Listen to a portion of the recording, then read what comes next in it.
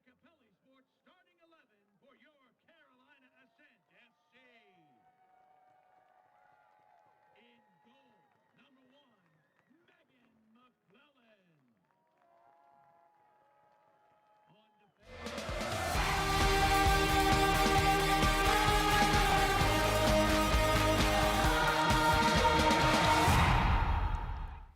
A beautiful spring day in Charlotte for USL Super League action. Today's match is presented by Nucor. Carolina Ascent plays host to Fort Lauderdale United, marking the third meeting between these two teams this season. Joining you today with former pro goalkeeper Jeff Attinella and Penn State star Anna Whitty, I'm Bridget Howard with you for what's sure to be an exciting Sunday matchup. Well, it's currently a race to the top 4 spots in the USL Super League, and here's a look at the standings presented by A&J Winery. As you can tell, this game is very important for both teams. Carolina currently sits in second, but that lead is very narrow. If Fort Lauderdale is able to get a positive result tonight, they will leapfrog Dallas and Carolina, and with Brooklyn only picking up 1 point last night versus Lexington, makes everything a little bit tighter at the top. Well, Fort Lauderdale and Carolina Ascent squared off in the fall finale back on December 14th, and in her starting debut, Kiera Locklear was the star of the show, scoring a pair of goals to take the victory 2-0. And it was an important win for Carolina. You can see how tight the standings are with an absolute banger into that far post. And look at the speed here that Carolina has out wide. This is going to be something that they're going to try to utilize all day long. It's a great ball in and just a cheeky little finish with the outside of the foot to give Fort Lauderdale that 2-0 lead, a result that Carolina is going to be looking to avenge. That win sent Fort Lauderdale into the break on a 3-match win streak. They continued that run, now up to 5. Well, let's peel back the layers. Look at the numbers. These two teams are very evenly matched. You really can't get more even than this. If you look at their record, the goals scored, goal conceded, and multi-goal games, everything is pretty even across the board. And this has been the story not just for the spring, but the fall as well. So it should be a matchup that's going to be a game with swings both ways and a very consistent game from both teams. Well, for Fort Lauderdale, it's Jasmine Hamid. She's generated the offense of late, scoring in both matches this spring. She's off to a hot start this spring, and you look at what she has out wide, able to bring that ball in, whip that ball in with that right foot, and she's a threat not only attacking the goal, but getting crosses in, and especially for this team, Fort Lauderdale. They have Addison McCann, who leads the league in goals. They're going to have to find complementary pieces, and that's exactly what Hamid has been so far this spring. Well, let's look at the player to watch presented by Gatorade for Carolina Ascent. For the home side, it's no surprise here. Mia Corbin is certainly the star that every opposing team has to keep their eye on. She also has 2 goals this spring. 2 goals in the spring and 5 goals on the season, and really just a player that knows how to put the ball in the back of the net and pops up in those tough places, and it's something that Fort Lauderdale's defense is going to need to be aware of as the game goes on. Should be a fun one today. Carolina Ascent hoping to round out their 3-game homestand to start the spring on a high note. And as for Fort Lauderdale United, can they extend their unbeaten streak to 6 today? We'll find out soon. Lineups and first kick coming your way. This is the USL Super League on Peacock. When it comes to delivering high quality, affordable health care, relationships matter. And after 90 years, Blue Cross North Carolina is proud of the relationships we've built with you. We're 5,000 neighbors, friends, and family committed to improving the health and well-being of everyone across this state. We're here for you, all of you. Going through an injury like that gives you a different outlook on life. Kennedy sustained a complete rupture of his Achilles tendon playing basketball, and the way we decided mutually to approach it was surgically. The team at Novine did a great job with keeping my spirits high throughout my process. They got me back to where I am today. What I look forward to in the future to me is getting back on the court, playing in front of fans that love the game as much as I do, giving them experience that they never had before.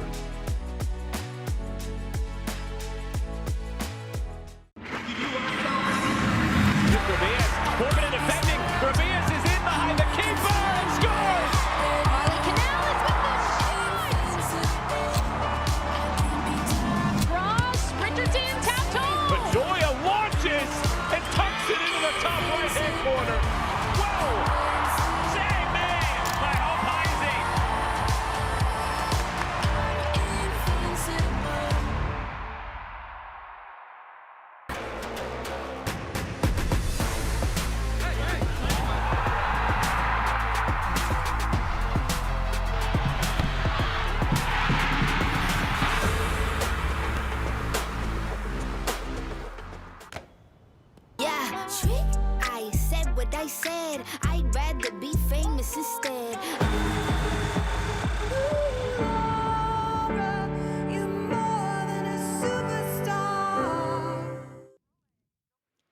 Tonight's match is presented by Nucor. Nucor Corporation is the safest, highest quality, lowest cost, most productive, and most profitable steel and steel products company in the world. Nucor is the official sponsor of Carolina Ascent FC. Today's starting lineups brought to you by Capelli. Here's a look at the starting 11 for Fort Lauderdale. Kiara Locklear leading the charge up top. Players keep your eye on tonight. Addie McCain, number 18 in the midfield. She leads the league in goals with 9 goals. She will definitely be a focal point of this Carolina defense. So players I like to keep my eye on, Hamid, Locklear, and Gordon. Can they be those complementary pieces and provide that extra attack with that top line? Well, as for Carolina, they're sticking to what's been working. What do you see here? Not many changes from this one. And last week there were uncharacteristic mistakes in that back line. So look for the back line to shore things up a little bit, and that's going to start with the center back pairing of Bruce and Butler. And Megan McClellan in goal. She leads the league in saves. So she might be busy today. Hopefully they're going to prevent her from making as many saves, but she's up to the task when she's called upon. Fort Lauderdale has scored 10 goals over the last 5 matches, so Carolina's defense is going to have to be on watch today. For more on the Carolina Ascent back line, let's send it down to the third member of our crew, Anna Whitty. In the offseason, Ascent added defender Jenna Butler to the roster. Game 1 back, Butler was in right next to Vicky Bruce. Coach Poole said that Butler adds good in possession, her ability to defend 1v1, and she allows this team to build up in the play that they want to, which is to keep the ball. Poole also added that Butler adds depth to this team. It's about getting opportunities for a lot of players and also making sure the opponents don't know who's going to play game in and game out, getting the best out of every single player, not just in games, but also in training. Poole also added that it's a long season, the longevity and having the depth is important. Additionally, the last 2 games for Carolina, they've allowed 4 games in, or rather 4 goals against, because of the details they weren't able to take care of defensively. Fort Lauderdale has noted that and wants to take advantage of that this afternoon. Have depth on that back line. The last 5 to 6 games of that fall calendar, they were struggling with some injuries, and now they feel like they're back, healthy, ready to go again. Well, we are underway here at American Legion Memorial Stadium, and a quick turnover there in the midfield off the first kick, and Fort Lauderdale gets the ball. Carolina Ascent in their sunset kits, I'm gonna call them. Gorgeous colors, orange, pink, and purple. How about it? And then as for Fort Lauderdale, they've got the white tops and aqua bottoms. I think we've got some good colors here today, Jeff. Great colors, especially on a nice sunny day. We love it. We love to see that. Well, our head official today in the middle of the field is Laura Rodriguez.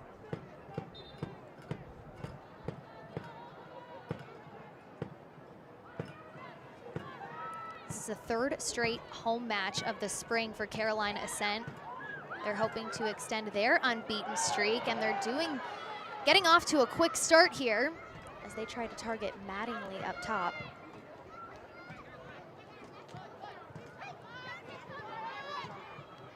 And a miscue lands at the feet of Parker. She finds Corbin. Corbin at the top of the box. Takes it to the touchline, sends it across, and Morche punches this one out of bounds. Morche up to the task early on that one. It's an uncharacteristic turnover that comes from the back from Fort Lauderdale that leads to this. And we talked about Corbin open. She has a knack for finding herself in front of the goal in dangerous spots. Looked like it took a bit of a deflection, but good job by Morche staying with it and able to get 2 hands to it and push the ball over the top. This first Carolina corner kick brought to you by Nucor. It'll be Taylor Porter taking this corner kick. Porter. This ball trickles and hits the side netting. Goal kick now for Fort Lauderdale.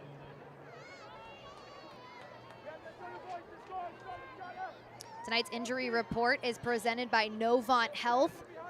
No injuries reported for Fort Lauderdale, but a couple of the same names for Carolina: Moxley, Creel, and Guillon.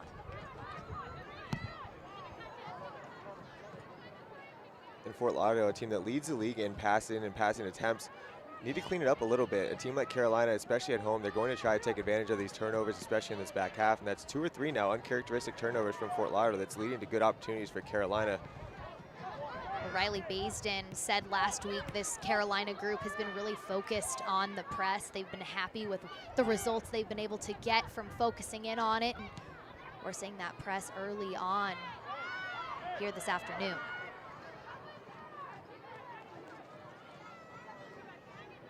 Well, especially knowing how Fort Lauderdale likes to play and the way that they like to pass the ball on the ground and move the ball from side to side. If you're able to get that timing right of that press, you're able to turn over and then catch them in a spread out situation. It's a good job there by the center back, spinning out of trouble. Smart decision from the keeper to just play it long. But again, knowing that Carolina wants to press this way, if you're Fort Lauderdale, you just need to be a little bit more careful, especially at the start of the game. We always talk about the first 5 minutes of a game, how important those are for momentum. I know you want to settle the ball down, but making sure your passes are clean and crisp, especially as the visiting team early in a game. That's something that Fort Lauderdale head coach Tyrone Mears talked to us about. He said the focus offensively, they have to make good decisions on the ball. They need to be clean and precise. And here comes Carolina. Parker sends it out to Baisden. Baisden puts this ball across the box, headed out by Lindahl. Picked back up again by Carolina. Baisden takes a shot on goal, goes wide. We're getting an early look at exactly what Carolina wants to do today. And if you're Fort Lauderdale, I spoke on it just a second ago, but you just need to be a little bit more careful with your decisions, especially early in the game. If Carolina's pressing this way, I know that you want to play out of the back, you want to be a team that builds, but there's also nothing wrong with trying to relieve that pressure with the ball over the top. And then you break that press a little bit, and then maybe you force Carolina to sit back a little bit so you're not having to deal with these tight passes. But to Fort Lauderdale's credit, they're true to who they are. They like to play the ball on the ground, and as this game goes on, I'm sure they'll be able to clean up this possession quite a bit. Grosso, a new addition for Fort Lauderdale here on this near side.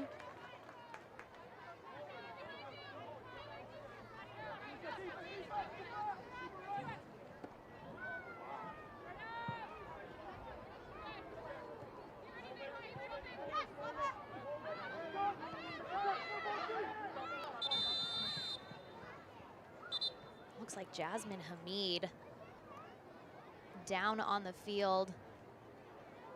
Bit of commotion in that midfield on that last play. Looked like a tightly contested header ball that went up. So we get a look at the replay here. Just a ball in the air. Oh, just a little bit of heads colliding there. Hamid unfortunately took the worst of it. But good job by the training staff getting out there quickly and making sure that everything's okay, especially when you're talking about the head injuries. Jasmine Hamid, not someone you want to see down for this Fort Lauderdale side. As we talked about earlier, she has 5 goals, 2 assists on the season. And there we get a look at Fort Lauderdale head coach Tyrone Mears, longtime pro who has his group on a 5-match unbeaten streak heading into today. And really, really consistent in the way that he wants his team to play. He wants to play the beautiful style of football. He wants to have the ball on the ground, move it, pass, kill teams with the pass. Then also, too, they've been very strong defensively as well. So you can tell that he has a good grasp on what this group wants to do and keeping them organized and really adapting to the style of play that he wants to implement throughout the course of the season. Both teams have had great success in this inaugural season. Carolina Ascent is led by former U.S. Women's National Team assistant coach Philip Poole. And again, a coach that knows how he wants his team to play. They spoke about trying to implement that press a little bit just to get a little bit more higher up the field. And really this season for Carolina has been the tale of just capitalizing on the opportunities that they've been able to create. The chances have been there. They've been able to create, but now it's just about putting that ball into the back of the net when you have those opportunities. And then that's when you start seeing a team like Carolina make that move up the leaderboard even higher than they already now.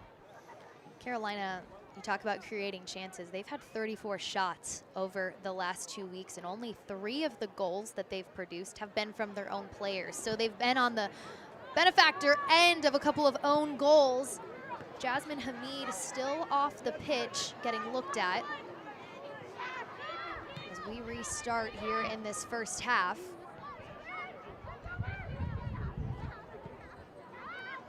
Ball played forward. Finds Baisden. Baisden takes a shot. Baisden early in this one has been pretty active. Well, it's a great ball out wide. Fort Lauderdale loses track of that winger, and that could be with the fact that Hamid is out. And I think it's a great save here by Morshea. She's able to get that hand on that near post because that ball had eyes for the net, but it's that quick hand reaction, so it's a big-time save for the goalkeeper. And if you're Fort Lauderdale, you're flirting with a little bit of danger here. Oh, I think they didn't give Morshea the credit for the save, which she'll take because she's hitting that goal kick, but it looked like she might have gotten a hand on it. But again, if you're Fort Lauderdale, just being aware of where the runners are, especially when you have Hamid out dealing with that head injury at the moment, getting checked in, just making sure that you're aware of where all those players are, making sure you're getting numbers behind the ball if you only have those 10 players on the field. Jasmine Hamid, a good sign for Fort Lauderdale fans, back onto the pitch. And such an important player to what Fort Lauderdale wants to do. Important to have her back on the pitch, so it's good to see her healthy.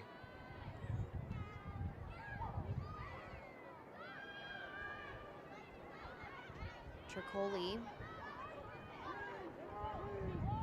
getting some more minutes in this midfield, and that duo of Tricoli and Porter has been gelling really nicely. Parker up top, she turns. Here comes Addison Merrick.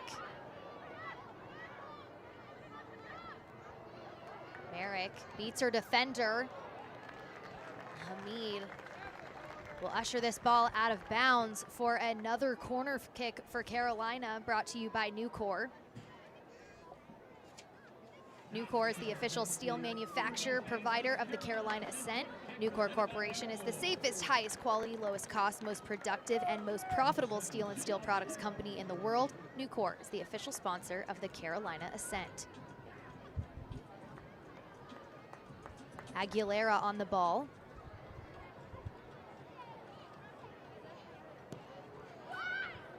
A high arcing ball to the backside. Cleared out by Fort Lauderdale. Carolina resets, and this ball played to Morshea from Aguilera. We like to see Aguilera do a little bit more with that ball when you have those numbers up from the corner kick and you're dealing with that recycle from Fort Lauderdale. Just a ball that's in a little bit more of a dangerous area to give those players a chance to run onto it. But again, I've been very impressed with Carolina to start this one. It's not just the initial press, it's the counter press and just their ability to win the ball back quickly with any pass that you see Fort Lauderdale trying to get out of their back half.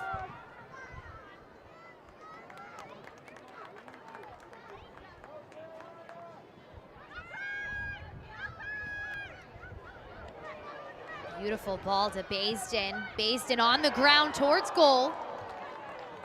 Harding looked like she got the last touch on it. It'll be a goal kick for Fort Lauderdale.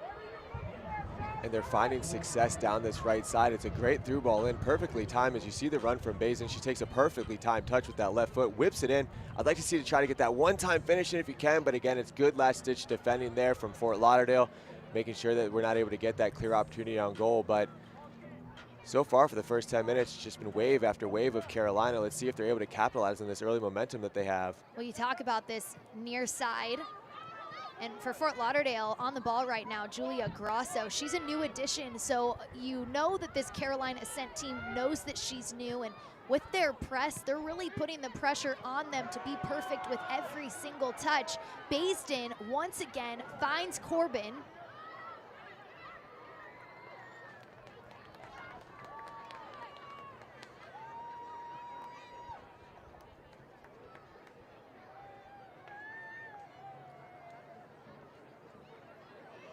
I think right now for Carolina, it's can they get an opportunity on goal? Can they force Morshea into a big save or try to get one in the back of the net with all of this momentum that they have building?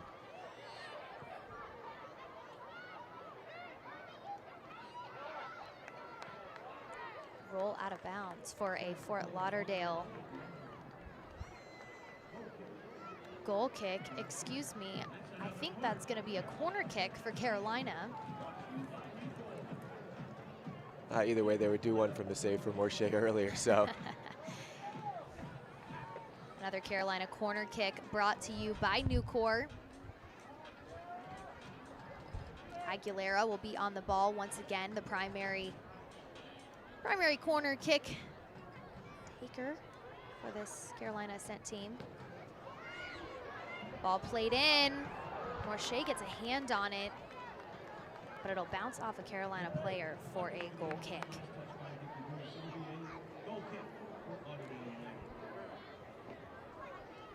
Food Lion is the official grocer partner of the Carolina Ascent. Through Food Lion's Score to Give Me More initiative, every goal scored is 1,000 meals donated to Second Harvest Food Bank of Metrolina. In the first half of this season, Food Lion and the Carolina Ascent have already donated 14,000 meals. Food Lion, easy, fresh, affordable. Cosette Morche getting some early touches here. Parker gets the ball once again, plays it out to Baisden. Merrick.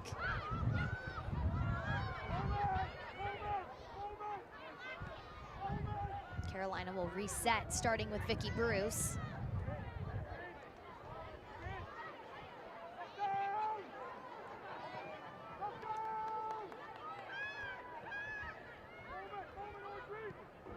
Daria Raji sends it out to Gordon. Gordon on the far side. Gordon plays it to the box. Right there, we get a good look at how quick Fort Lauderdale can attack. Carolina's been so dominant on the ball. Fort Lauderdale really hasn't had many opportunities, but just one good run down the line from Gordon. Next thing you know, there's a dangerous cross into the box, and as Carolina likes to continue to press, and as they're getting used to becoming this pressing team and getting everything dialed in that fashion, you just have to be aware of how fast Fort Lauderdale can turn, get into your own box, because that's part of the transitional game. That's going to be something that you're figuring out as you're dialing this press in. Both teams have the speed. They can turn into the attack very quickly. Philip Poole had mentioned, especially with Fort Lauderdale, the outside threats are so dangerous for this Fort Lauderdale team. They have to keep an eye on them. Gordon plays it across. It'll be a corner kick, the first of the day for Fort Lauderdale. And that's two back-to-back from Gordon. You can see the speed that they have out wide. I love her ability to try to get to that byline. She's trying to take that extra touch, get herself down there in a more dangerous position to get that cross off. And seemingly out of nothing, Fort Lauderdale now with a dangerous opportunity with this set piece. Ball in. McClellan reaches up for it. Good, strong goalkeeping there. If you're Fort Lauderdale, I'd like to see somebody get a little bit of contention on that. Don't make it so easy for the goalkeeper to come gather that ball, but that's good, strong goalkeeping right there, coming out and gathering that cross. Harding.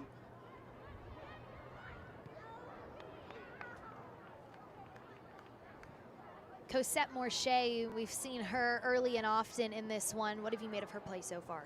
Well, she needed to be up for it. Sometimes as goalkeepers, especially on the road, you need to be ready from that first whistle. In a lot of games as goalkeepers, you need time to build into it a little bit, or you don't see that action for the first couple minutes. But that early save from Morche, I really think that that's something that can settle in a goalkeeper, especially on the road. Takes a wicked deflection. She's able to get two hands onto it. And she's also being tasked to play a lot with her feet as well. So I think she's been extremely comfortable, and hopefully that early save is something that's going to do tremendous things for her confidence throughout the course of the game. We've seen a lot of this Carolina press in the early goings. For more on that, let's send it down to Anna. High press and high energy is what Coach Poole wanted from his team going into the spring. It's not what they had in the fall. Adding players like Parker, who is really good at hold-up play, and players like Addison Merrick, who can get high out of the back line, has allowed Carolina to have 16 final third entries in this match. The second phase of this for Coach Poole and his side is to really test Morche on goal with these opportunities that they're getting early in this game. Here comes Fort Lauderdale. Gordon finds Locklear. A tough challenge on that far side. Will go in favor of Carolina. And that's something that I really like about this Fort Lauderdale team is you saw Locklear. Now she's the one making that run out wide. So just that constant movement from that front three keeps the Carolina defense guessing, and just make sure that they're on top of the games in terms of organizing and making sure that you're staying with the runners, because the more fluid, constant movement that you have from those front three, the more confusing that it gets for Carolina. And when you're talking about those three players that all have that type of speed, it's something that it's very difficult to deal with as a back line, because you're talking about shifting players, making sure that you're tracking the right players, and at the same time, they all have speed that you have to deal with as well. It's a very dynamic front three for this Fort Lauderdale group. Marche, far off her line, finds Vaca.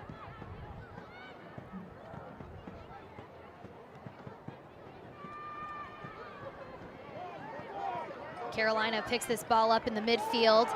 Corbin with a great ball to Riley Baisden. Baisden plays it across and cleared out by Fort Lauderdale. That's a great job by Corbin, switching the field of attack. She knows that you're coming from that left side. You have that overlapping run. Good job just putting your foot on it, playing a simple pass. What a ball from Tricoli. Corbin. Now those are two players who you can tell they've worked on that maybe in trainings, because it looked like Tricoli just had that feel that Corbin was going to be able to make that run. Let's take a look at this. Yeah, and it's good fluid movement from this Carolina team. Just a little bit over the outside of the foot. Perfectly weighted ball. Good latch dish defending there from Fort Lauderdale to make sure it goes out for a corner kick. But these entry passes for Carolina in the first 15 minutes have been just on point. Sometimes you see those balls roll over the line, but everything's been very on point, especially in this final third. Now it's just about that last piece. I think this is the fourth corner kick Carolina's had early in this one, so see if they can maximize these opportunities a little bit better. This corner kick presented by Nucor. Aguilera plays it in. Bruce gets a head on it. No success yet with the set pieces for Carolina. It's always great to get those set pieces, but you want to start putting a little bit more pressure on the goalkeeper in those situations. It's a good ball in. Maybe if we can try to get that ball headed back across, just a little bit more back into the danger area. It's been 4 corner kicks so far early in this one, but nothing to show for it. Be a part of the climb with our prorated season tickets. With 4 home games left, you can join us for as little as $12 per game. Visit CarolinaAscent.com/tickets to support women's professional soccer in the Carolinas.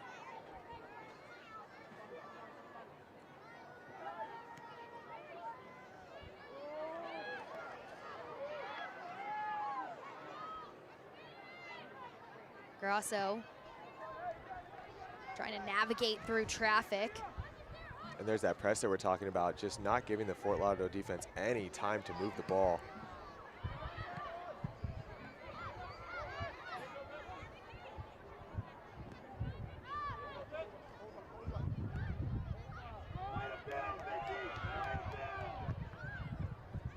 It's a great ball forward from Vicky Bruce. Carolina was already a great team that was able to build out of the back, but now they add this layer of the press, and they're doing it that much higher up the field. Well, I think, too, it's about evolving, right? When you're talking about from the fall season to the spring season, how can your team evolve? Because the tape's been put out there. Teams, you're able to add players. You're able to make those adjustments. So how can you evolve during that break?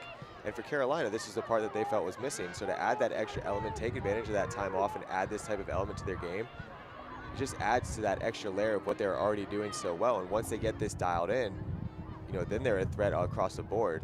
Lindahl makes the overlapping run. Gordon finds her. It'll trickle out of bounds for a Fort Lauderdale throw-in. And this is the part of learning about a press that I'm interested in, is how do you handle it defensively? Because there's different things that you need to be aware of when you press a little bit higher up the field. Great ball from Lindahl. Tyrone Mears talked to us about Delaney Lindahl this week and said, he loves that there's competition amongst this squad. She was able to win that outside back spot on the far side of the pitch, that right side, and he said her 1v1 abilities have improved immensely. Corner kick here for Fort Lauderdale. Raji plays it in. Well, any coach is going to love competition amongst their group, because you know that you're always questioning and threatening to get that playing spot. And you know, sometimes competition, it brings out the best of players, and when you know that you're competing for your job day in and day out when you're on the training ground, it forces you to improve those skills a little bit more, adapt it to your game, and that's what you've been seeing, not just from one player, but across the board for this Fort Lauderdale group. Another corner kick for Fort Lauderdale. Taylor Smith on the ball. Smith headed out by Carolina, and it was Grosso with the rebound, and it goes wide. Goal kick, Carolina Ascent. The Carolina Ascent online merch store is live. Stock up for our next match on scarves, t-shirts, hats, personalized jerseys, and more. To shop, visit carolinaascent.myshopify.com.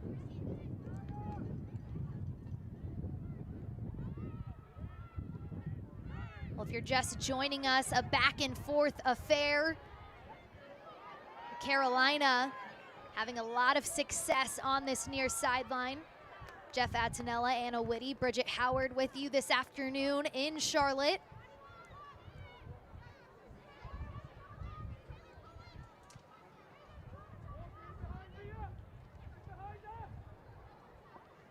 Merrick with the throw in finds Corbin. Baisden looking to find space for herself. Corbin plays it to the backside. No one's home.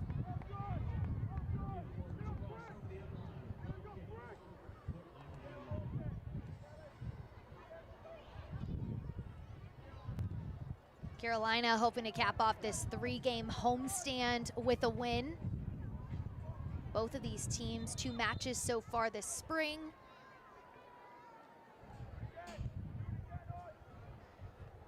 Not sure what happened here. Maybe the Carolina attacker got a little bit of a head start. Or Rodriguez having a little conversation, but we'll resume play. Taylor Porter able to pick up that ball.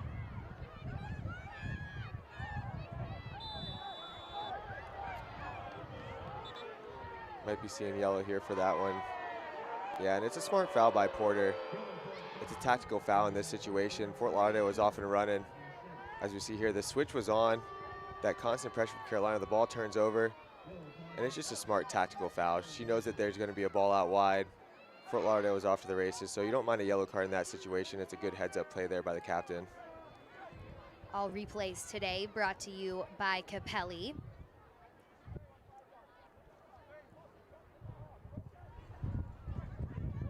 Laurel Ansborough stands over this ball. Fort Lauderdale will work it out of the back.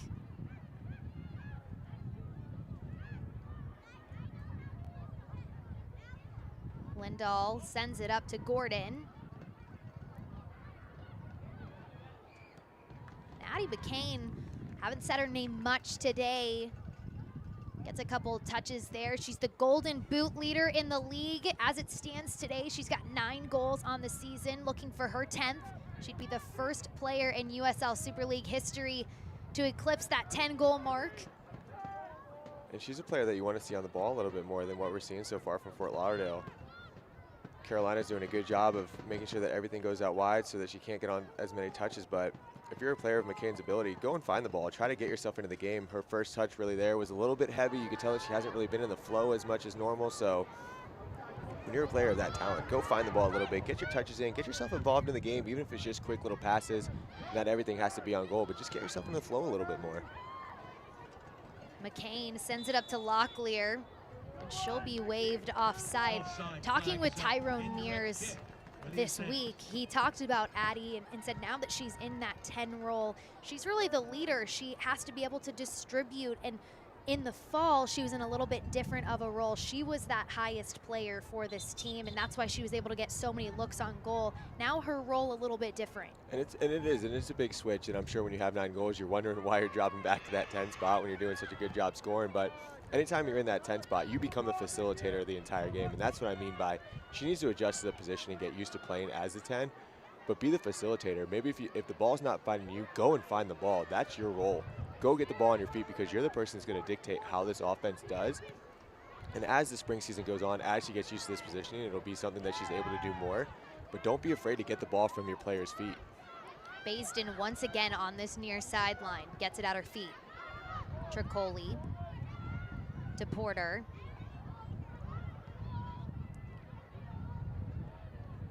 Good ball movement from Carolina to switch the field.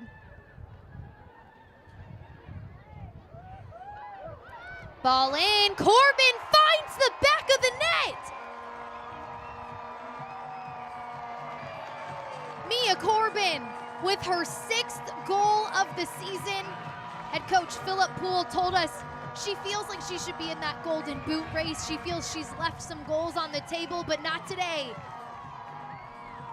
Well, she's firmly putting herself in the golden boot race with a goal like this, and we talked about it in the open, but let's start out wide. Just an absolute great ball. Does a great job baiting with the right foot, crossed in with the left, and we talk about how Corbin has a knack for finding the right spot on the field, and the ball will find her. Just an absolute class one-time finish into that far post. You can't finish a ball better than that. Off the little hop, one-timer with the left foot, drives it across the goal. Great build-up, good side-to-side movement that leads to that opportunity for Carolina. Ball comes in, whipped in, Corbin, great finish. Her 6th goal of the season. She's now scored in every match of the spring slate. That Carolina Ascent goal is presented by Food Lion. Score to give me more. Love it. And we talked about how sometimes there are just players who have a knack for knowing where to be on the field, and Corbin has done exactly that. Great spot on top of the box, and just a brilliant ball whipped in as well. Yeah, Audrey Harding, she had the first assist in USL history back in that first game in the USL Super League. She gets her 2nd assist here today. Fort Lauderdale heading into this one of their focuses defensively was adding to the clean sheets that they've had. No longer something they'll be able to get from this one today. But again, that was a great build-up from Carolina, and this Fort Lauderdale back line has really been tested early in this one. And that goal was a long time coming in for this game. It's really been for the full 30 minutes. Fort Lauderdale's threatened a little bit with the counterattack, but that's been a goal that's been building up, and good for Carolina to make the most of that opportunity. Jasmine Hamid finds the ball at her feet. Takes a tumble just at the top of the box. Addison Merrick, do your thing. And that's another player as well for Fort Lauderdale. Let's get Hamid on the ball a little bit more. Let these dangerous players have those opportunities to get the ball on their feet and get into the flow. Harding plays it up to Parker on this near sideline. Harding's stealing right now. Parker. Tricoli.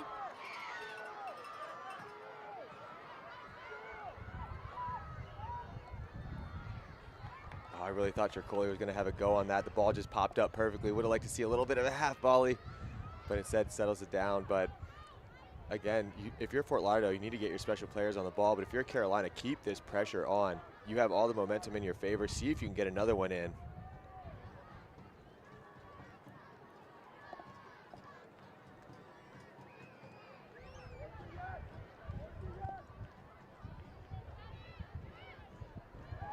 Merrick heads it back. Porter. Mia Corbin with space. Seems like every time the ball pops out, Corbin's just on it.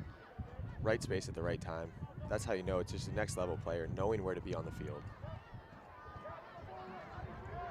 Here comes Carolina. Baisden sends it to Merrick. Great defending there. Great last-ditch defending there. I think if that ball was played with just a little bit more pace, it would have been a better opportunity on goal, but credit the Fort Lauderdale defense for recovering there. Looks like she might have taken the worst of that one.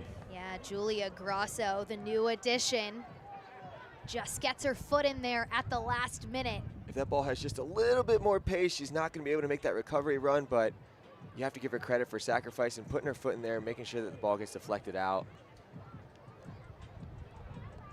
That's always the worst, when that ball hits your ankle like that and your foot turns. It's always an uncomfortable feeling. Blue Cross and Blue Shield of North Carolina is the official health insurance provider of the Carolina Ascent. Blue Cross North Carolina makes health insurance easy. Discover employer, individual, family, Medicare, and Medicaid plans from Blue Cross North Carolina. Better care starts here.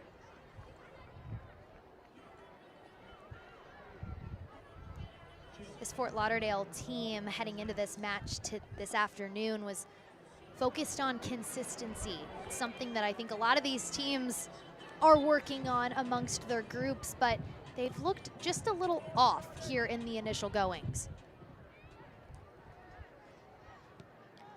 Ball in. That'll ricochet off Grosso for another corner kick, brought to you by Nucor. Well, I think a lot of it too, if you're Fort Lauderdale, the passing hasn't been as crisp, but on the flip side of that, you have to give Carolina credit for what they've been able to do. They're making life very challenging for Fort Lauderdale, and especially when you're talking about a possession-based team the way Fort Lauderdale is, if you don't have that initial rhythm, it could be hard to find, and Carolina's doing a good job of maximizing off of that and just continuing wave after wave of pressure. Aguilera. And a battle on the back post between McCain and Vicky Bruce will land in favor of Fort Lauderdale.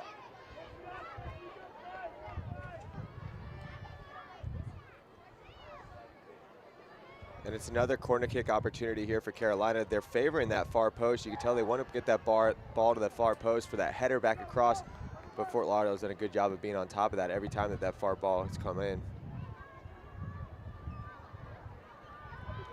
Anna, you've got more for us on Fort Lauderdale's depth.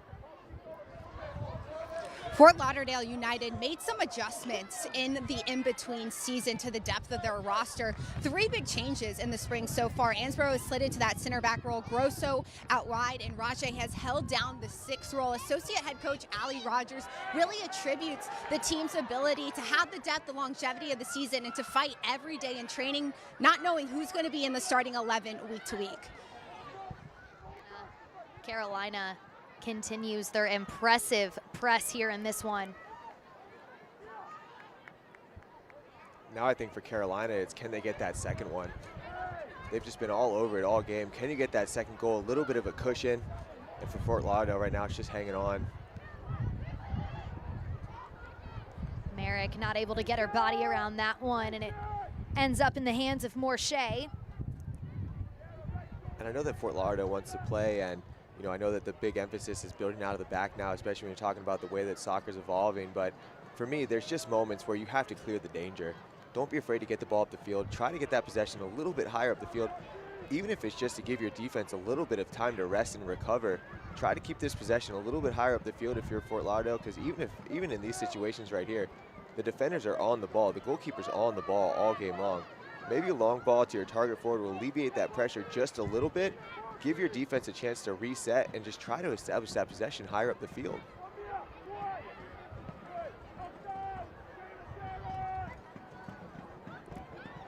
This ball headed forward, picked up by Carolina. And that's a little bit better from Fort Lauderdale. Don't be afraid to play that long ball. Sometimes you play that long ball just so you have that opportunity to regain that possession. And then that's a good way for them to start building back into this game, trying to find that rhythm one way or another.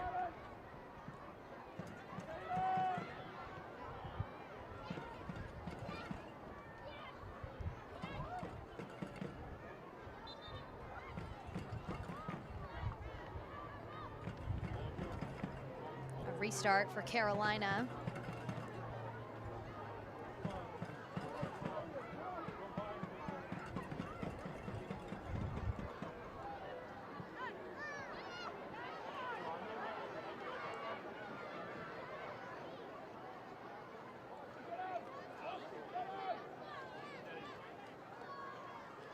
Join the Carolina Ascent on Saturday, March 29th for the Fido Alert Pups at the Pitch match brought to you by Social Pet.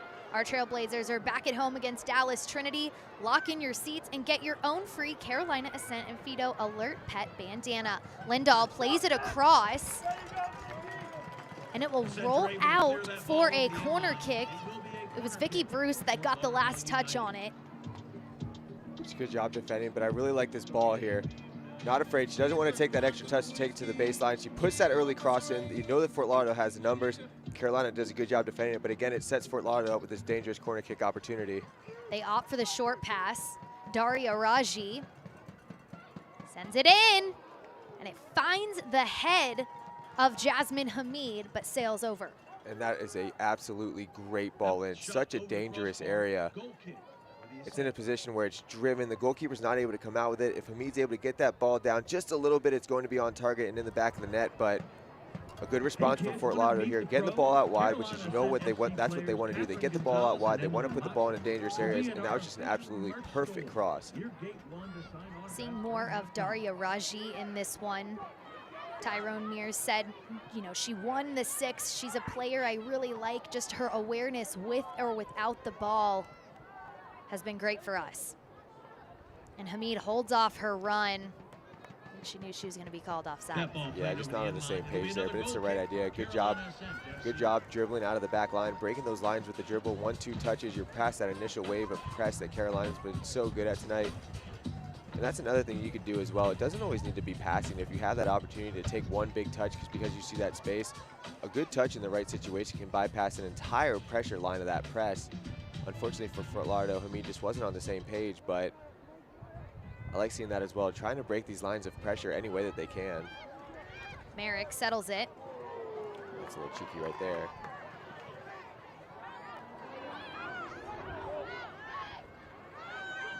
Good moves here on this near sideline.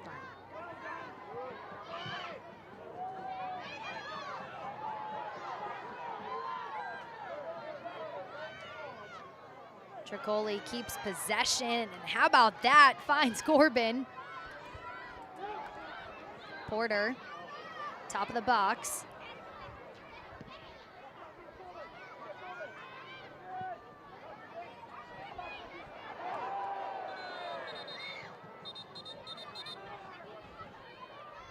And a collision in the midfield. Addie McCain and Vicky Bruce. The ball looked to have some backspin and kind of caught both players off guard, it seemed. Yeah, a little bit of a dangerous situation there when the ball bounces up like that and two players going for it with their heads. In this situation, it's all about getting the medical staff out there and making sure everybody's okay.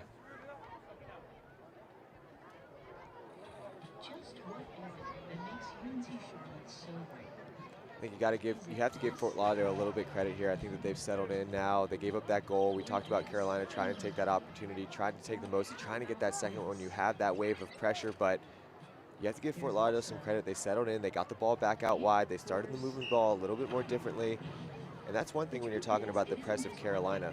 It takes a lot of physical fitness to be able to press the way that they've been doing for an entire 45 minutes. So there's going to be waves in this game. And credit Fort Lauderdale for settling down just a little bit and creating a couple different opportunities with those through balls. And maybe on a different day or on a different moment, you're on the same page a little bit more and you're able to get on the end of those. But credit to Fort Lauderdale for settling in these last 5 minutes and then trying to get a little bit of that momentum going into their side, especially heading into the second half. Both of these head coaches getting a quick minute with their groups. What do you think the message is? I think for Fort Lauderdale, they're just trying to break down a little bit of being a little bit more composed with the ball and trying to find those gaps in the press. Carolina's doing a great job of throwing these numbers, circling around the ball, but when you're throwing 2 or 3 players at the ball at any given moment, then you know that there's going to be open passes. So maybe it's one little tight pass that leads to the switch. Maybe you don't need to be as direct with that initial ball.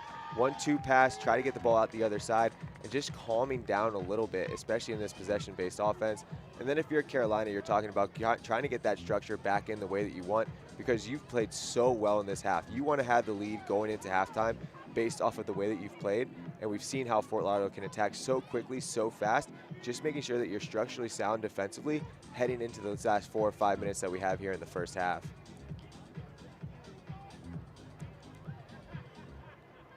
So McCain and Bruce both having to step off. They'll be waved back on here in a moment. Laura Rodriguez having a conversation with a couple of Carolina players, and that challenge will land in favor of Carolina.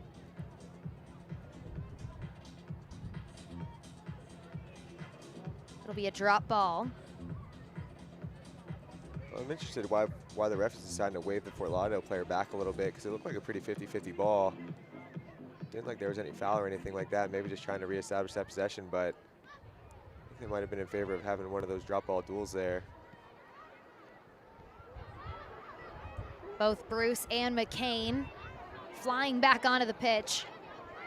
And that's good news, because that was a dangerous situation for both players to be in. Two big players for both of their respective squads. Baisden cleared out by Grosso. Good defensive effort there from Hamid, and that's something you need as well. When Carolina's throwing those numbers up, you need your attackers of Fort Lauderdale to help defensively so you're not getting overloaded out wide. Corbin finds the ball at her feet again in the box. Porter.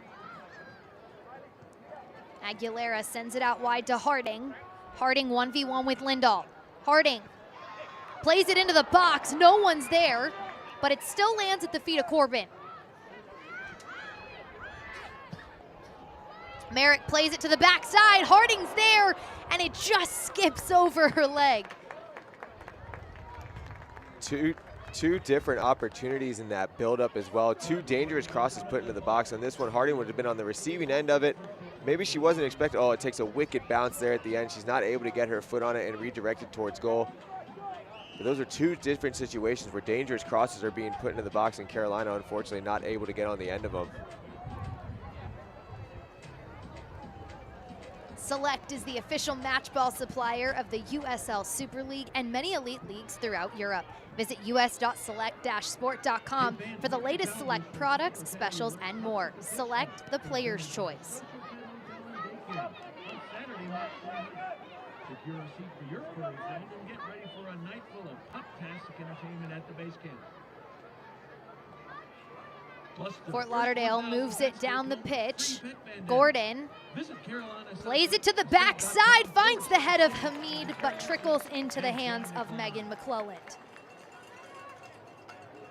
It's a good run there from Gordon, using her speed down that right flank, and that's something we've seen a few times in this game.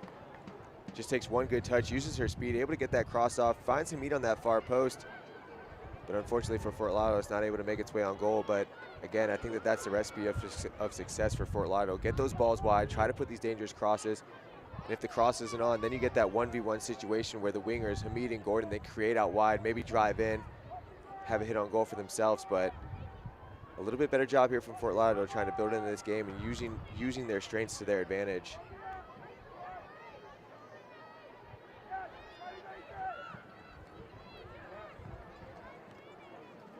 The Ascent have been creating a number of chances in the early goings of this spring season. They finally found the back of the net on this one.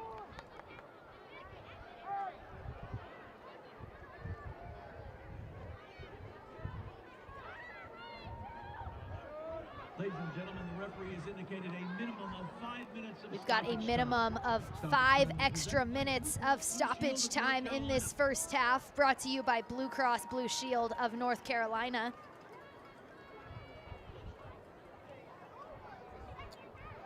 Mia Corbin found the back of the net for Carolina Ascent in the 27th minute. It's the lone goal in this match this afternoon.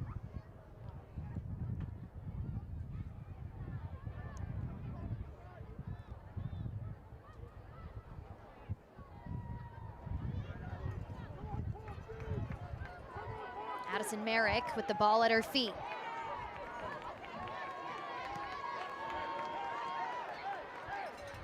Flying up is Baisden. She puts it across.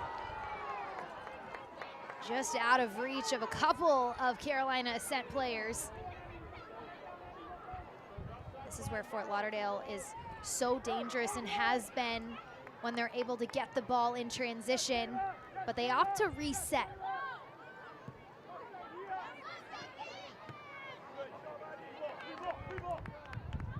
Carolina really favoring this right side in this game. Good overlapping runs.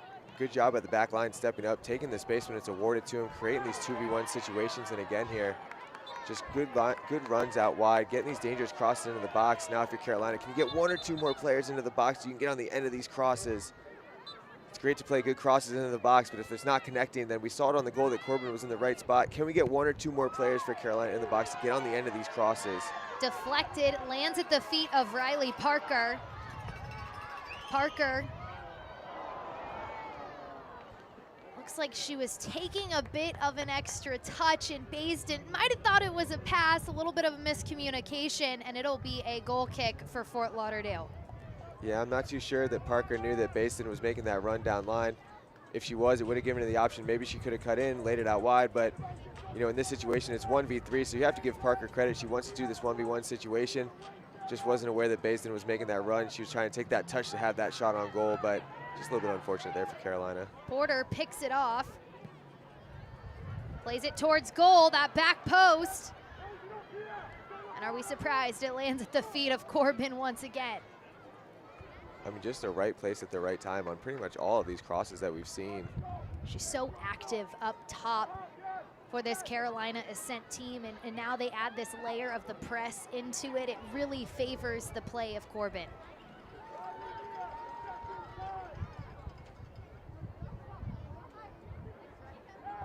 McClellan scoops it up.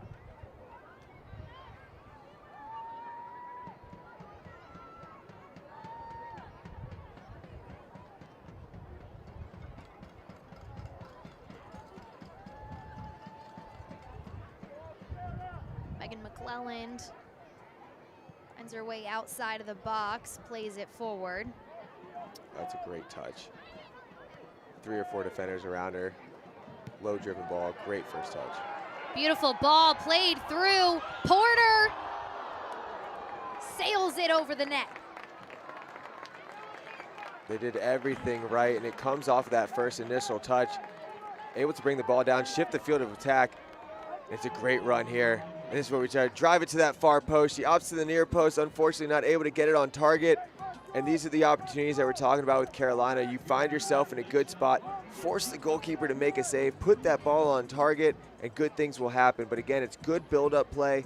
Starts from that side-to-side movement, overlapping runners going down that right side, something that we've been talking about all half long. But just unfortunately there for Carolina, the shot isn't on target, and you don't need to force the goalkeeper into a big save. Addison Merrick has had the perfect touches, passes so far in this first half. Yeah, those final entry balls have just been weighted perfectly for Carolina. And they're really targeting this near side. Julia Grasso, Laurel Ansborough, the new additions to this Fort Lauderdale team. Merrick once again, picked off by Raji.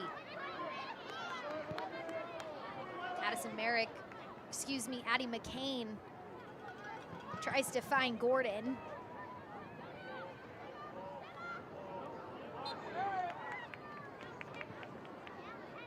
Locklear was hoping to pick off Carolina and Butler there.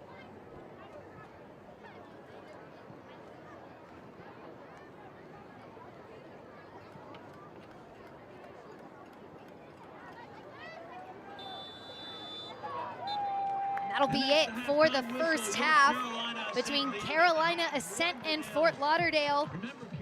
Thanks to a Mia Corbin goal in the 27th minute, they're up 1-0.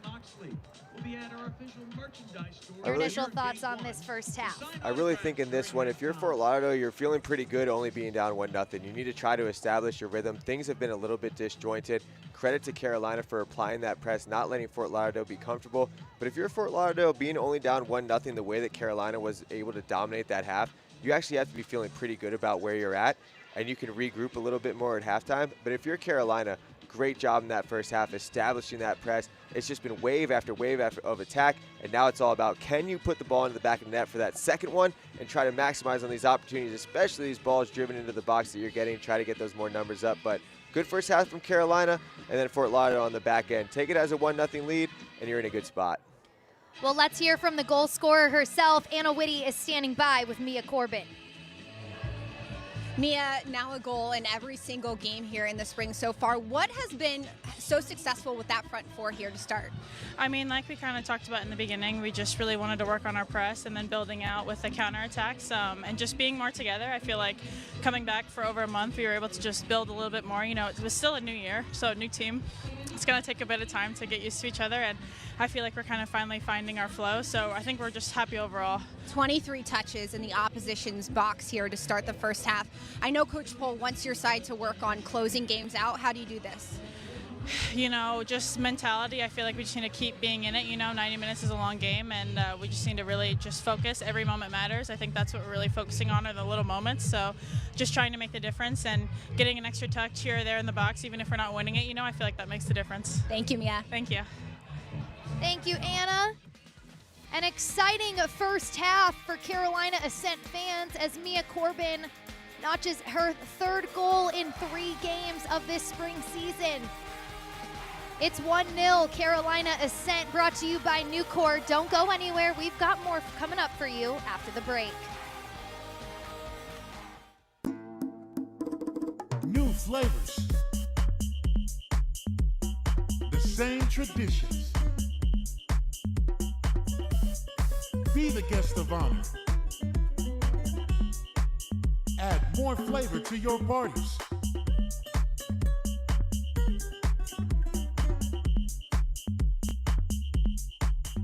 El Jimador. Spiked bebidas.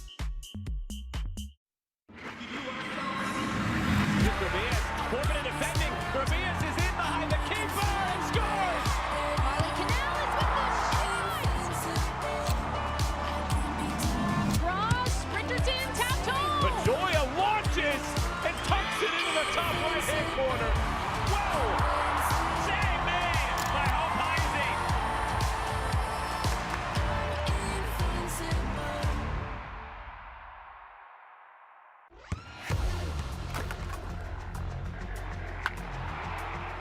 We all have goals.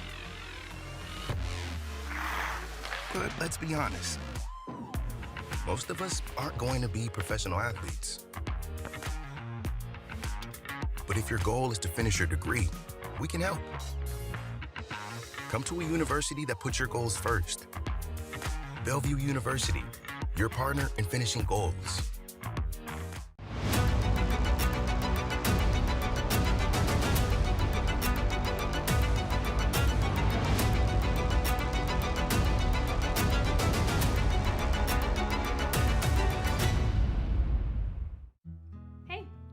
Today.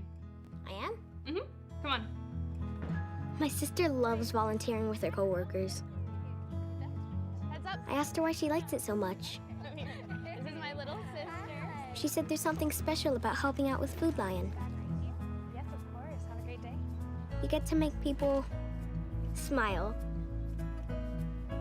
Here to fill tables and hearts with hope. Food Lion feeds, here for every moment. What does a better tomorrow look like? More people enjoy safer, more comfortable indoor spaces, clean water, clean air, healthy food, and a healthier planet.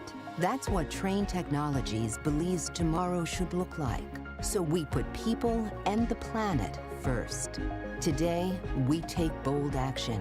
So tomorrow, there's a better world. For everyone.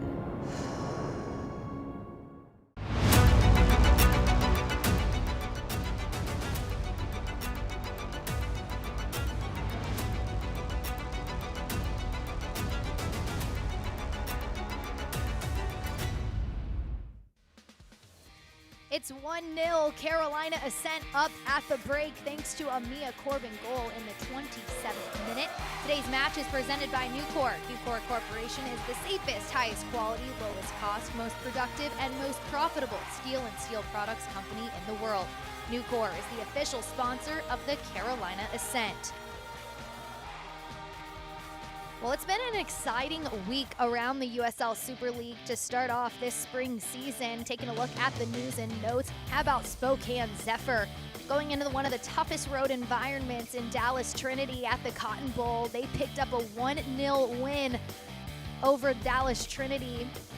And then how about this, a week of first? 7 of the 11 goals from last week's action came from first-timers, new faces, certainly making their mark in the USL Super League. And we've talked about it all day long, all weekend long. Just 3 points separate second and fifth place in the standings. If Fort Lauderdale can come back in this one, they will jump both Dallas and Carolina for that second place spot.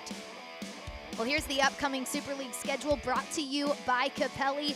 March 8th, it's a loaded day for Super League soccer. Fort Lauderdale taking on Tampa Bay, and Spokane will play Carolina Ascent.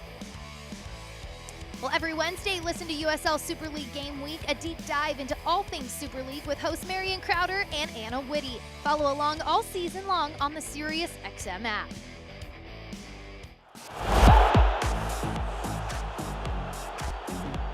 The latest inside scoop on coaching news, plus what the cross-league matchups will do for the Super League. It is Pluck. Pluck launches this ball, top corner.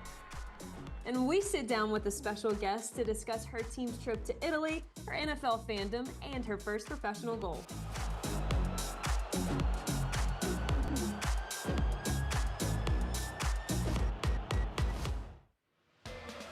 It's 1-0 at the break. Halftime score brought to you by Nucor. We've got more for you. Stick with us here on Peacock.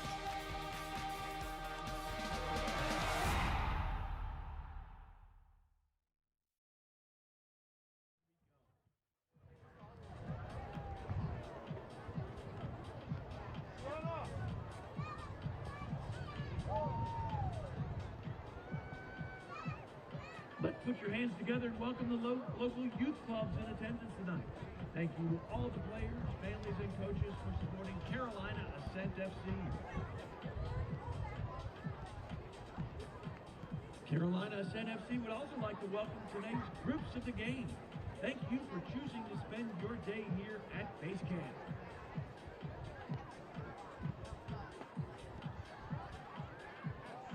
Hey fans, kick off spring break with Youth Sports Day, presented by Blue Cross Blue Shield of North Carolina on Saturday, April 12th. We're giving away free croc charms and fanny packs to the first 2,000 fans. Visit carolinascent.com/tickets to secure your seats and join the climb.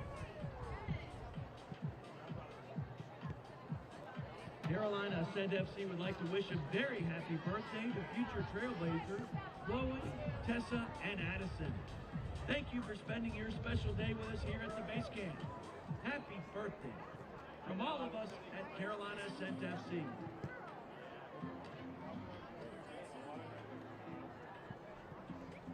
Carolina Ascent FC would also like to wish a very happy birthday to season ticket member Eric. Thank you for spending your special day with us here at the base camp. Happy birthday, all of us at Carolina Ascent FC.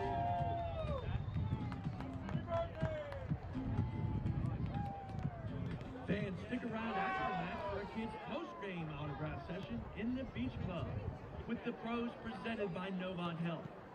After the final whistle, make your way to the staircase near the Gatorade Tower.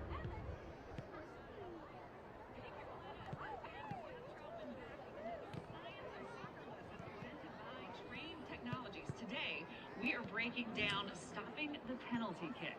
When taking a penalty kick, the striker is trying to get the ball past the goalkeeper into a goal that is 28 feet wide and 8 feet high. Despite this large area to cover, the size of the goal is not the challenge for the goalkeeper.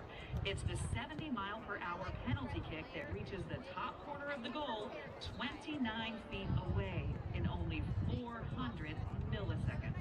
It takes the human brain 100 milliseconds to process that the kick has been taken, and another 100 milliseconds for the goalkeeper to decide where to dive. At this point, the ball is already halfway to the goal.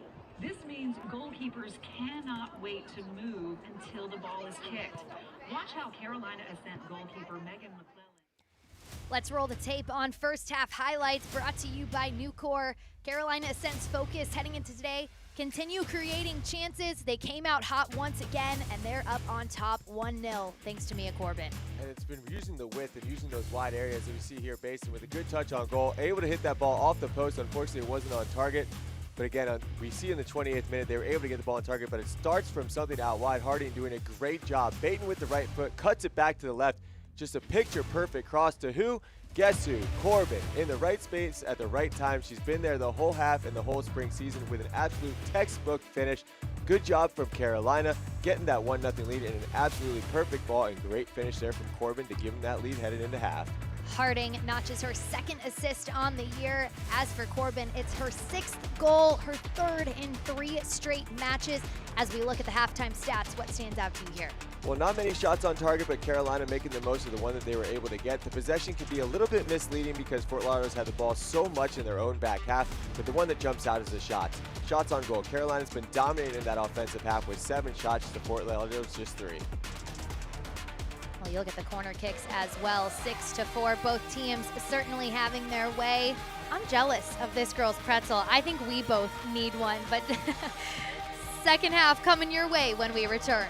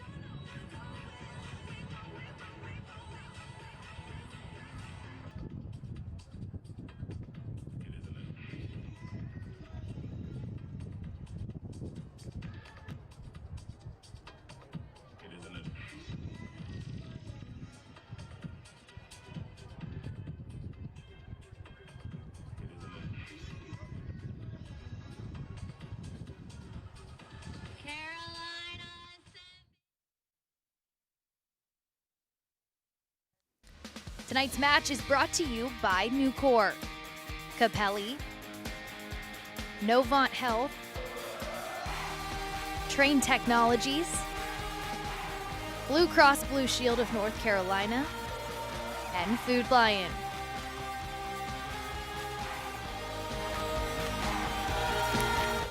Second half on tap here at American Legion Memorial Stadium. Former pro keeper Jeff Atzenella, Penn State star Anna Whitty. I'm Bridget Howard joining you in Charlotte. If you're just joining us, it's 1-0 between Carolina Ascent and Fort Lauderdale United. Nia Corbin notching her 6th goal of the season in the 27th minute to put Carolina on top as we get ready for this next 45. Excited to see the adjustments that Fort Lauderdale was able to make. You know they had to regroup a little bit at halftime. How do they settle this game down for themselves?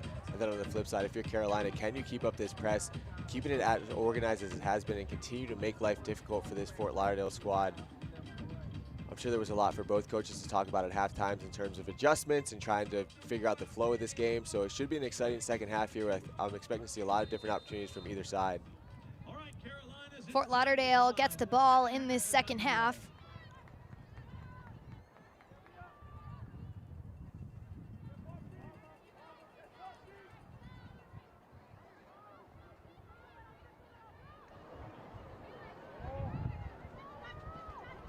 Just right there, that's a ball that we didn't see the entire first half. That one ball breaking the lines, finding McCann with the ball at the feet. Just break that initial line so you can establish this possession higher up the field. That's something that we didn't see the entire first half. We see it on the second pass of the second half. Marche joining in. Some goalkeepers are comfortable up there. I always felt like a fish out of water whenever I was high up the field. Have the ball at my feet and look up and there's only half a field to play. It's like, this is unfamiliar territory for me. Did you ever get caught off your line? I'm sure. if I did, You're like, I'm forgot trying it. not to remember. If I did, I blacked it out of my memory, probably the moment that I retired.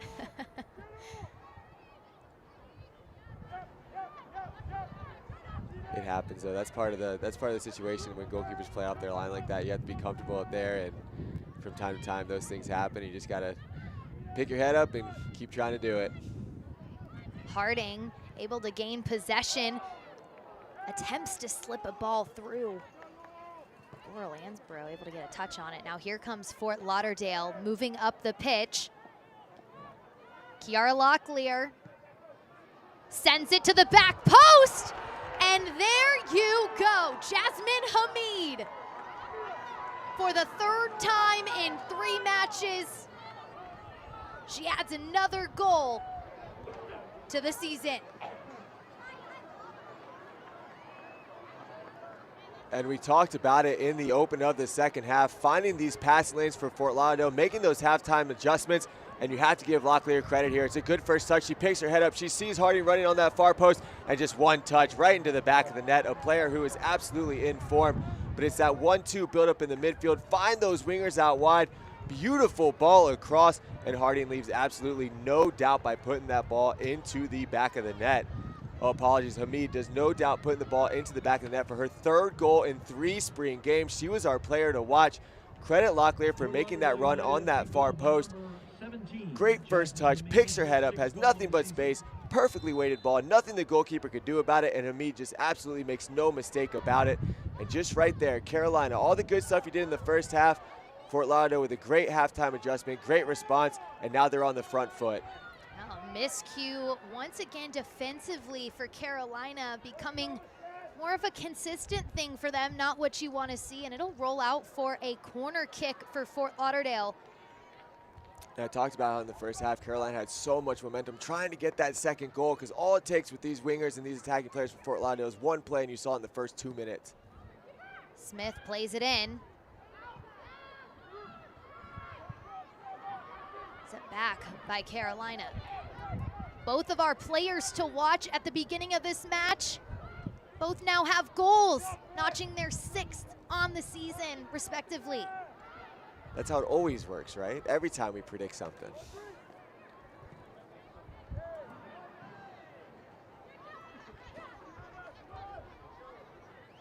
Well, Fort Lauderdale came out on the front foot here to start this second half. Anna Whitty, you talked with assistant coach Allie Rogers.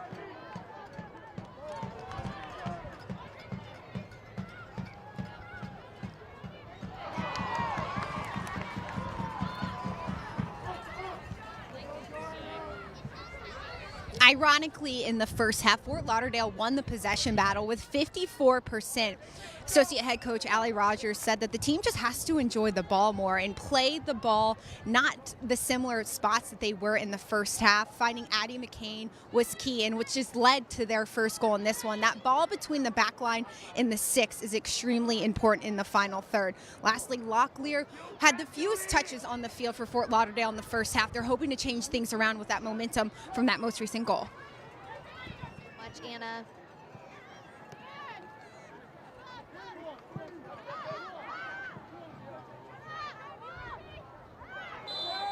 Locklear hoping to get a touch on it.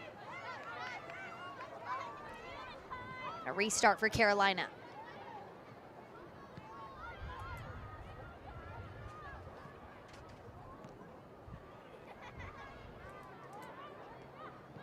We talked about it in the open, how this is going to be a game of momentum changes. These are 2 evenly matched teams. They're evenly matched in stats and the standings. And now it's about how does Carolina deal with this initial blow. They had the first half. Everything was working in their favor. All it took was 3 minutes for Fort Lauderdale to have that amazing response with Hamid. Locklear making that run against the run of pressure. I talked about how that press sometimes, all you have to do is break 1 or 2 lines to get yourself an opportunity on goal. Fort Lauderdale makes the halftime adjustments, does a great job of that. But now how does Carolina respond? They just got punched in the face. Fort Lauderdale was getting punched in the face in the first half. They had a good response. Now how does Carolina react?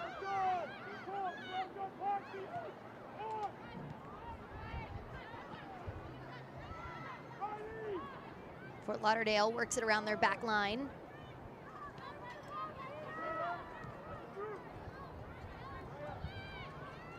Carolina players closing in on Morshea. Vaca sends it up to Gordon.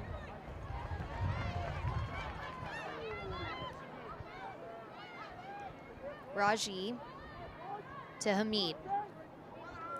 This is where Hamid wants the ball. 1v1 situations. Opts to pull it out on this one, but those are situations that we didn't see much in the first half. Get these wingers in 1v1 situations, allow them to dictate the game a little bit.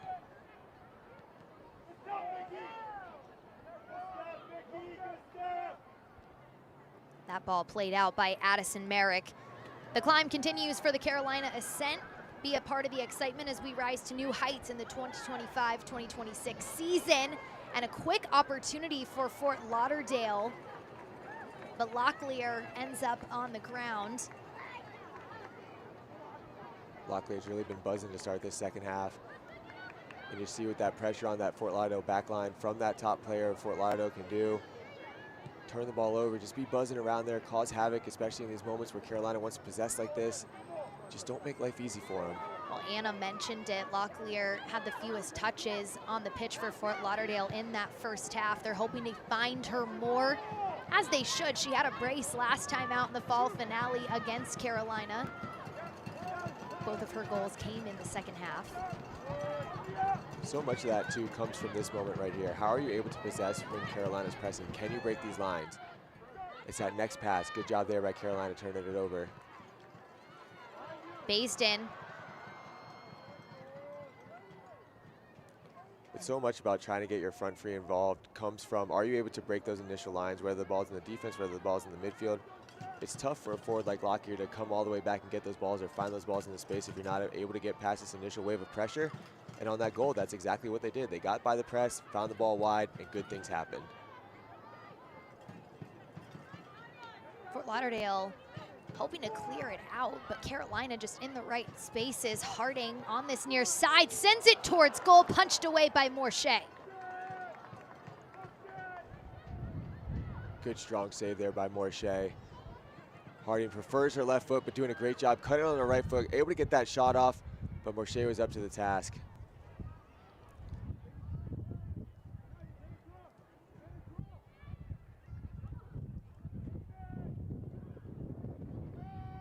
Parker finds the ball at her feet. Good defending from Fort Lauderdale. A throw in on the far side. Gotta give a shout out to Addison Merrick because her throw-ins, they go far.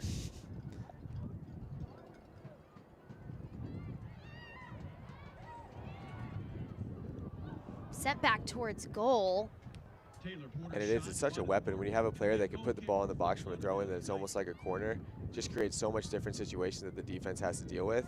And then you start adding in the wrinkles where maybe a player checks two, so this time you throw it short, so you create those 2v1 situations. But anytime you have a player that can throw the ball in the box like that, it's an immediate weapon anytime that the ball goes out of bounds anywhere near the goal box.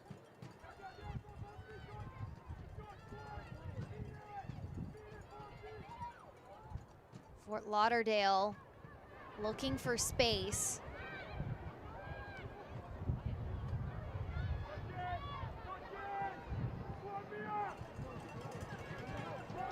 Lindahl tracks back, finds Vaca.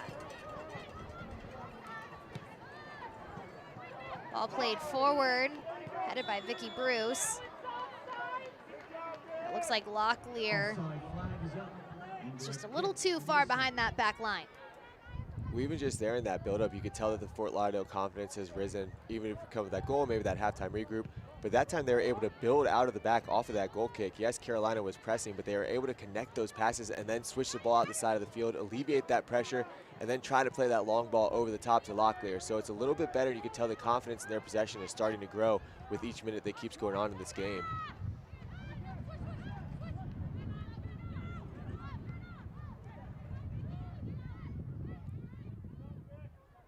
Now, this near sideline, majority of it is now covered in shade.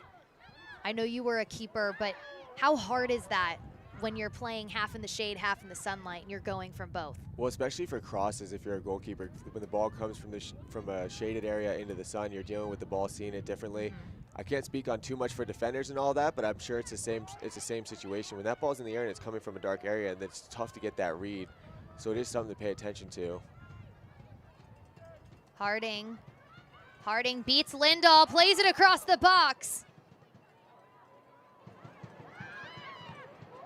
Ball sent back towards goal. soars wide.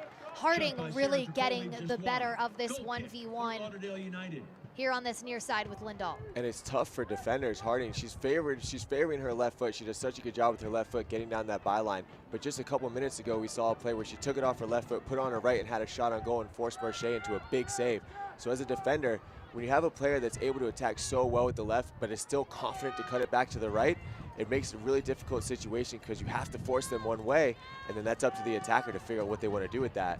Here comes Harding once again.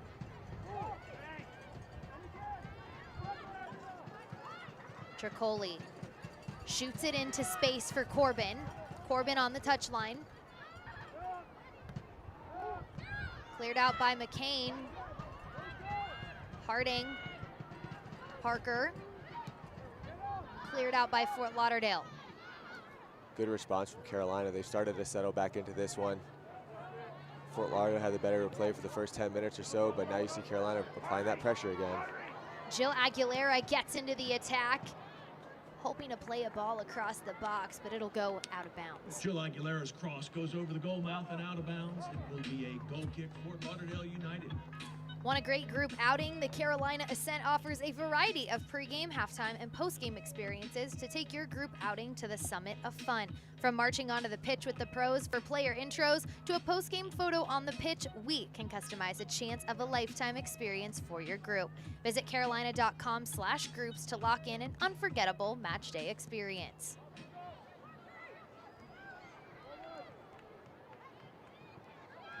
Parker gets it in the heart of the midfield. Baisden.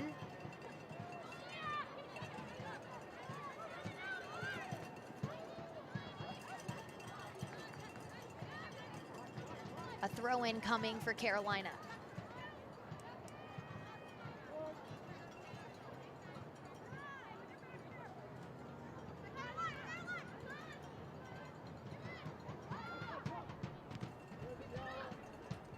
Aguilera plays it towards goal. Marche reaches up for it. And her crosses have been just a little bit off today. She's finding herself in good situations to get that ball into the box. There's been a couple overhits. There's been a couple balls driven to the keeper. If Aguilera can get her foot around that ball just a little bit more and put it a little bit closer to the 6, then you give a player like Corbin the opportunity to run under and get her head onto it. Mia Corbin out to Baisden. Baisden sends it towards goal. And this Carolina attack is not holding back. Baisden does everything right, but it comes off this ball from Corbin again. Another perfectly weighted ball into that entry area. In the first half, she went to that near post. In this half, she goes to the second post. But it's a perfectly timed ball. A good run. She does everything right except put the ball on target. But again, credit Corbin for being in the right place at the right time, getting the ball on her foot, and being the creator for this Carolina offense. And Carolina for responding well for that goal and throwing numbers forward.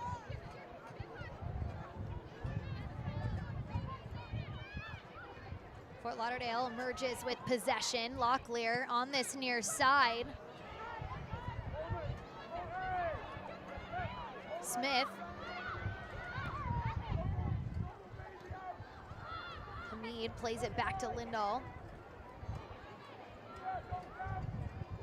Hamid using her speed. Poked out by Addison Merrick.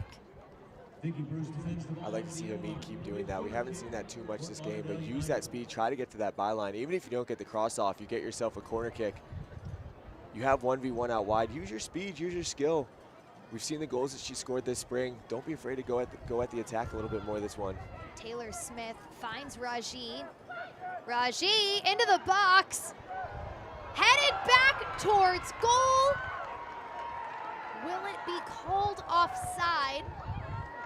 A couple of Carolina players thought so. But Locklear will get yet her third goal against Carolina. She has a knack for scoring against Carolina, and it comes off this corner kick out wide. They opt to play it short. It's a good ball driven across. It's a great job by McCain to get her head onto it, play it across her body, back into the action, and Locklear making no doubt about it with that looping header into the far post. Not much Carolina could do there. Loses track of their runners, and credit Locklear for making the most of it with that opportunity in front, but it's a good design play from Fort Lauderdale. It's a short corner. The ball is played back across. McCain rises up for that header, drives it back to the far post, and Locklear gets all the credit. Now with a goal and an assist in this game, and just an absolute brilliant response from this Fort Lauderdale team coming out of halftime. It looked like Carolina had everything going in their favor at the end of the first half. They had that 1-0 lead, but Fort Lauderdale regrouped at the halftime and have made such a tremendous response.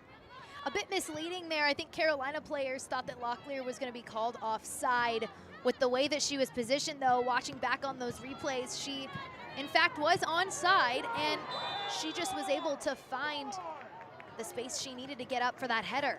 And that's both goals where we've seen Carolina stop a little bit thinking the ball might have been offsides, but it's just a notion that you have to keep playing no matter what you think is going to happen.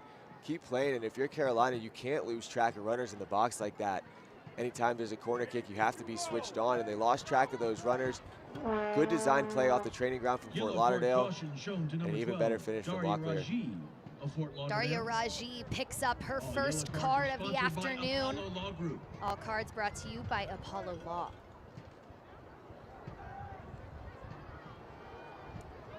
And that one, McCain does such a good job of heading the ball back across. So in that situation, anytime the ball is headed back like that, it's not going to be an offsides position. Keep playing if you're Carolina, but here we go, another set piece opportunity. Aguilera stands over it. Pinned around by Carolina, lands at the feet of Corbin. Corbin finds Baisden. Sent out by Fort Lauderdale. How many times have we said that today? Lands at the feet of Corbin. I feel like I'm on repeat, a record on repeat. Baisden carving her way inside the box.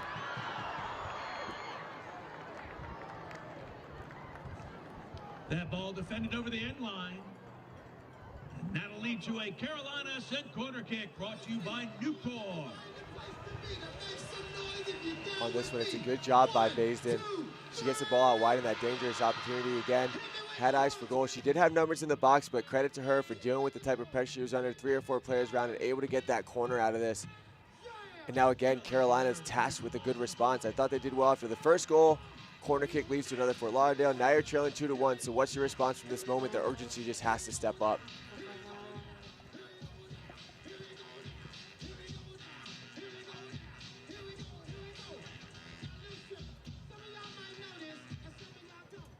Another corner kick for Carolina brought to you by Nucor.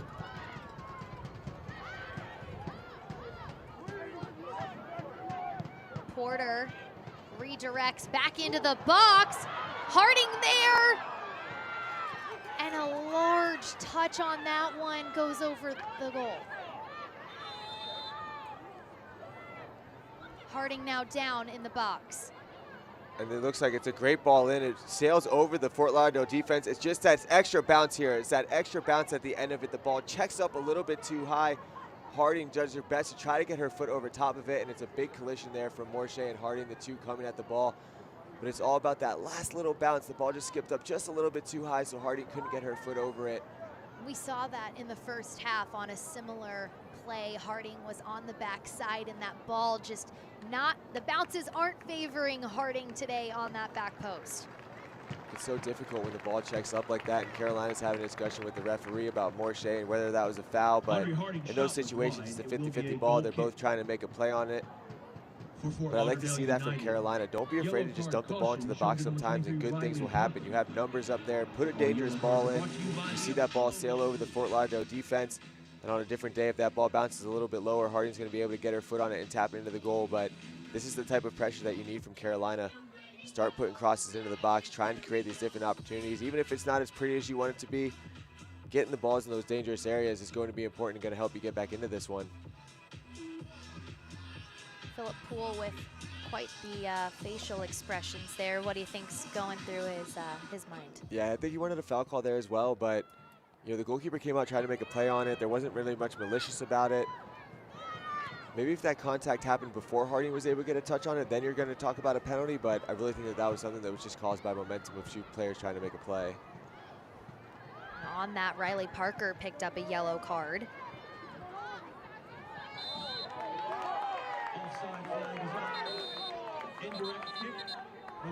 And we're going to have a couple of subs now for Fort Lauderdale. All substitutions tonight are brought to you by Botero Carts. We'll get a first look at Felicia Knox, Dorian Baucom, and Adrian Jordan.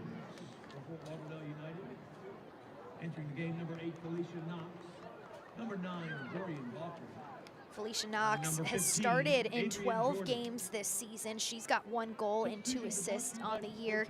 As for Dorian Baucom, she came over mid-season from DC Power. And Adrian Jordan, she had started in 8 games this season, that outside back spot. Now back in for Delaney Lindahl. So a couple of substitutions for Fort Lauderdale. And it's a good opportunity, especially for a newcomer, to have their moment in this game. It's 2-1. You're on the road. The team's done a good job responding. How do you fit into this group? How do you try to continue this momentum and help ride this one out? A good switch from Carolina finds Addison Merrick. Fort Lauderdale clears it.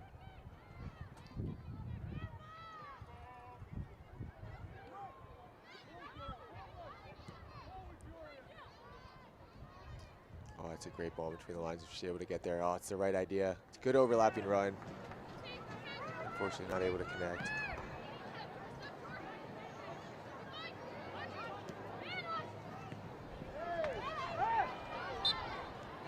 Battle on the near sideline. Adrian Jordan and Audrey Harding.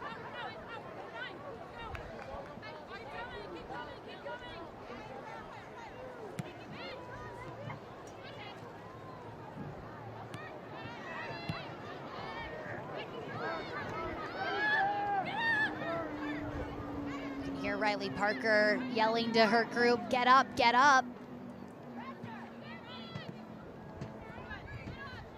Carolina's press was really heavy in that first half, and Anna, Carolina has had a little bit of an issue closing out games in this spring slate. Tell us more.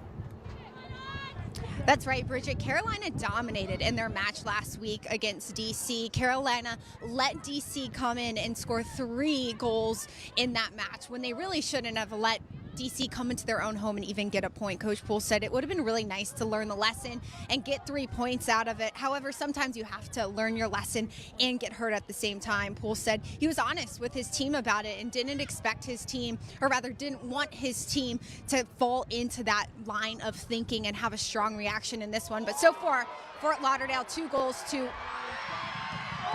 And hits it off the post.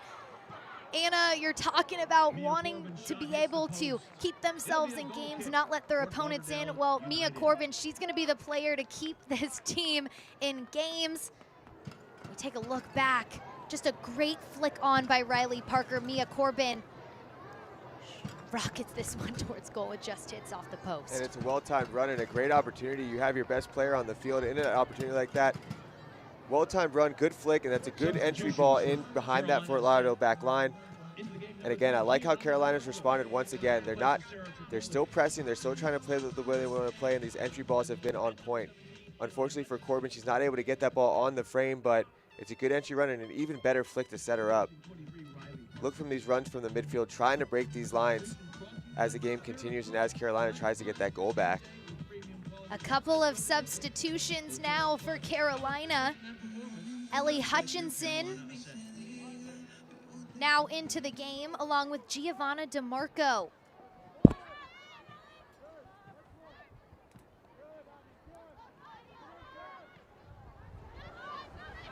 Addie McCain gains possession, looks forward to Baucom.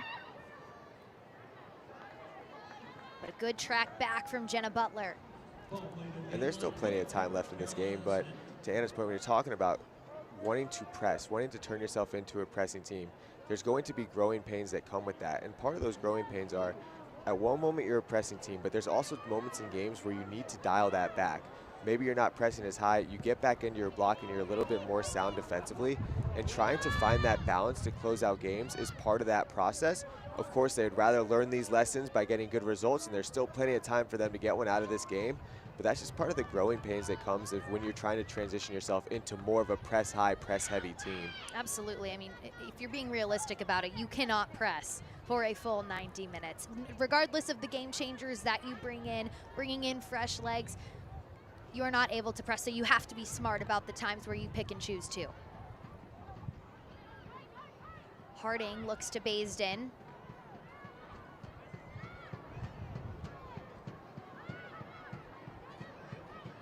And to your point about the pressing in the right moments and tired legs, it's also about the opponent as well. Fort Lauderdale, they have attackers that if you're able to break that press and beat you with one long ball, we saw it on the first goal. One long ball, a couple passes to one long ball behind the back line was all it took to break the press. And when you have attackers with speed, if you're Fort Lauderdale, breaking that press, 1-2 pass, long ball, that's the recipe for success. And on the other side, if you're Carolina, you have to be aware of your opponent. So making sure that maybe you're not as stepped high out wide so that you create those opportunities for those wingers. And really trying to play a little bit to what the other team presents to you, so you make sure that you're pressing, but you're also pressing in the right way and not playing into what Fort Lauderdale wants to do.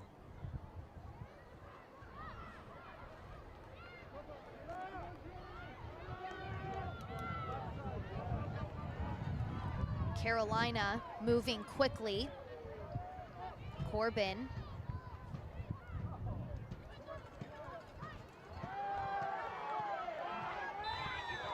Gets knocked, and it will be a free kick just outside the box for Carolina Ascent.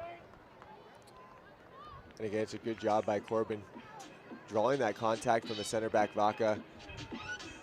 Vaca trying to make life difficult for Corbin, which as a center back you love to see. Don't give her any easy opportunities, but just a little bit late on that challenge. And it's a good call there by the referee. And let's see if Carolina can make the most of this set piece. Let's get one more look at it. Absolutely a foul there, a little bit late on the challenge, but I also don't mind my center back getting stuck in a little bit, making life a little bit more challenging. So we've got Jill Aguilera and Taylor Porter standing over this.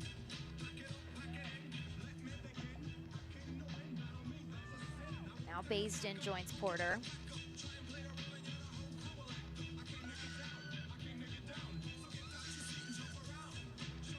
Big fan of the free kick song. They've got great music. They got a good playlist. A bit of faking there. Cleared out by Fort Lauderdale.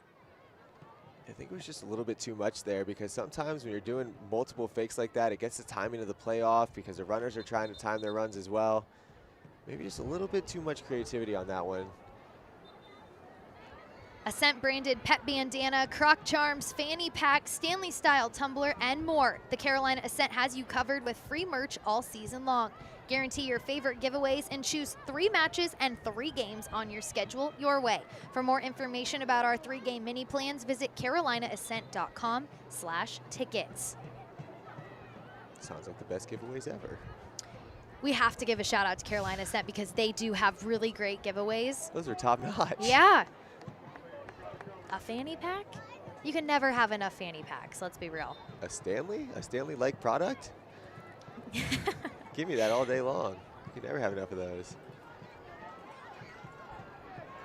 Carolina creating space on the far side. Harding.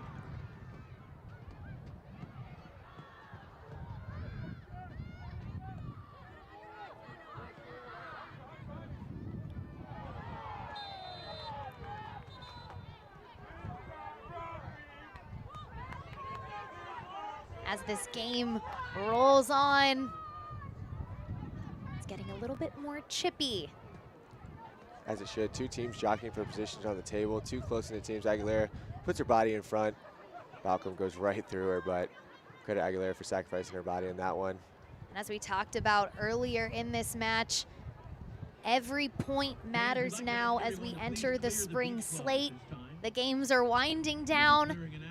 Teams are vying for those top 4 spots to make it to the postseason in the USL Super League for the first time. And Carolina Ascent currently sits in that 2nd place spot. But if Fort Lauderdale can come away with a win here today, they will jump Dallas Trinity and Carolina into that 2nd place position. Well, and it's also just a big road statement. Anytime you're able to travel to a difficult place to play against a quality team and you're able to pick up points on the road, again, there's a lot of time left in this one. I know that Carolina's going to have something to say about this game still, but and just when you talk about what it does for the momentum that they had, in the first half, Carolina was absolutely dominating. They were outplaying the game. They were doing everything that they wanted to do. Fort Lauderdale kept the Carolina lead at 1-0, which you have to give them a lot of credit. They regrouped at halftime, and then it was just an immediate response, and the way that they were able to adapt and build into this game is something that's going to carry that momentum, especially if they're able to get all 3 points out of this one.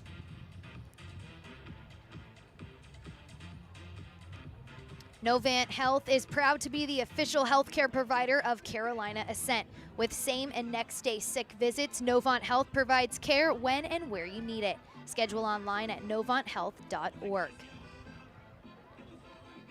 Getting a look at here is Giovanna DeMarco by the training staff for Carolina Ascent. Unfortunately, it looked like something that might have happened away from the ball.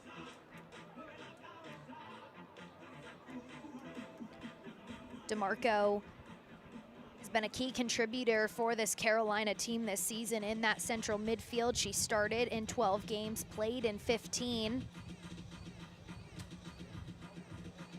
Philip Poole turning to some more players from his bench now.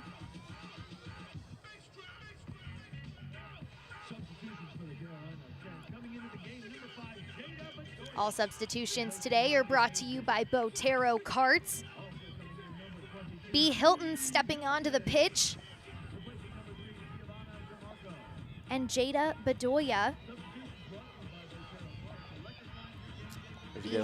As you get a look at Bazin coming out the field, I really thought she had a bright game tonight. The only thing that was missing was that final touch, but did a great job getting around that right side, creating different opportunities, crosses, shots on goal. It was a really good shift. Everything, the only thing that was missing from that was that final goal, but a really great shift from that attacking winger.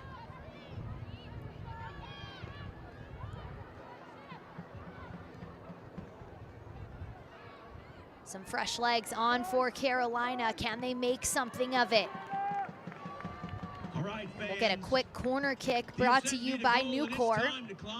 It's a Carolina Ascent corner kick, sponsored by Nucor. Jada Bedoya getting her first minutes of the day. She has 2 goals and 1 assist on the season. As for B. Hilton, she started in 1 game this year, was the first USL Academy signee in Super League history. Aguilera over the ball once again.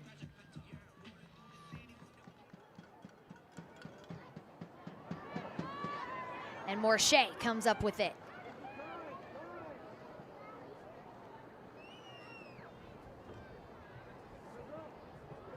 Stay up to date with the USL Super League. Sign up for the Super newsletter. Get news about your favorite team and stories from around the league delivered directly to your inbox weekly. Sign up at uslsuperleague.com/newsletter. Jeff Attinella, Anna Whitty, Bridget Howard with you from Charlotte this afternoon. Fort Lauderdale on top 2-1 as it stands right now, thanks to goals from Jasmine Hamid and Kiara Locklear. Carolina started this game off on the front foot, and it was no surprise Mia Corbin put Carolina on top early with her goal in the 27th minute, her 6th of the season. But after that halftime break, Fort Lauderdale put the pedal to the metal, Jeff, and got on the board quickly. And it was really that first goal. It's his first 5 minutes of each half. When Fort Lauderdale was able to get that goal within the first 3 minutes, it just completely changes all the momentum that Carolina was able to build into that first half, and it gave Fort Lauderdale the opportunity to settle in. There's still a lot of time in this one, though. This game's been very back and forth. There's been a lot of flows. We talked about it in the open. These 2 teams are very evenly matched, and I really feel like that's how this game has played out. It's been a game of momentum swings, and even with 10 minutes plus stoppage time left in this one, I expect a couple more big opportunities for both sides.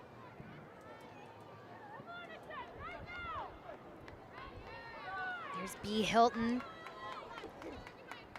a Charlotte, North Carolina native, playing in front of her home crowd. McCain looking for Baucom, and she'll be called offside. Yeah, I like the idea. It was a nice little flick, just a little bit. The timing was just a little bit off. The linesman was right on top of it. Harding holds on to it too long. Baucom plays it inside to Addie McCain. Baucom. She'll be called offside once again. It's the right idea, just the timing just a little bit off. Try to hold that run just a little bit. If you're Baucom, you have that speed where you can get to that ball. Just try to get a good read on that back line and try to get that timing down just a little bit more. If you're Fort Lauderdale, you'll take this in this situation. The ball's on Carolina's side of the field. They're not able to get out of that back half. Try to keep the ball down there as much as you can if you're Fort Lauderdale. Hilton.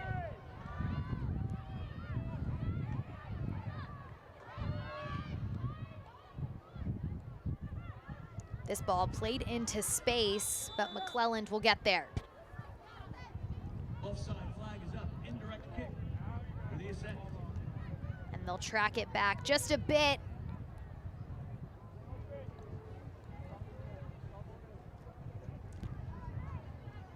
Butler plays this ball forward. Headed by Baucom. And it lands at the feet of Ellie Beard. Aguilera sends it to the backside.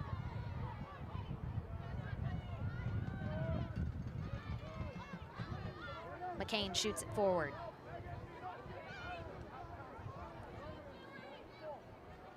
As we enter the final 10, Jeff, what are both sides focusing on? Well, I think for Carolina, it's all about trying to get this ball forward. You need to get this ball into Fort Lauderdale's into Fort Lauderdale's defending half. Raji finds Hamid. Hamid towards goal. And then on the flip side, if you're Fort Lauderdale right now, I'd play a little bit more compact, knowing that Carolina is going to be searching for that goal, and they're just really trying to capitalize on these moments in the counter, because as Carolina is going to continue to step and try to chase this game, that's when you can really use those wingers in 1v1 situations with the ball in over the top. So if you're Carolina, still stay a little bit more disciplined defensively, because you know that they have those attacking players. You don't want to go down 2 goals, but try to get that ball up, try to get that possession into Fort Lauderdale's defensive half. And on the flip side, if you're Fort Lauderdale, stay compact, and when you have the opportunity to put that ball in over the top, let your wingers run onto it and try to get them in a counter position. Well, here comes Tati Fung in for Daria Raji. The UC Irvine product.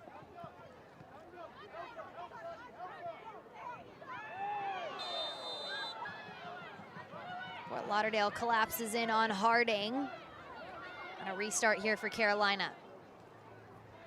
Yeah, a little surprised we didn't see a card on that one. That one looked to be a little bit tactical as well. Harding doing a good job dribbling through that pressure.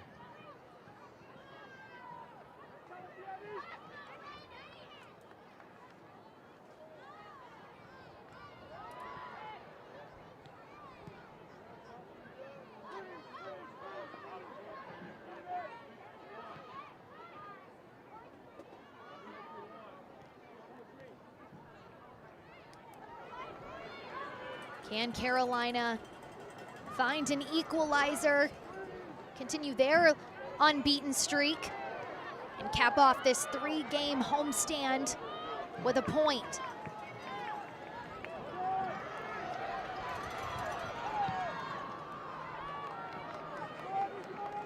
Marche clears that ball out of bounds, as Carolina was looking for Hutchinson.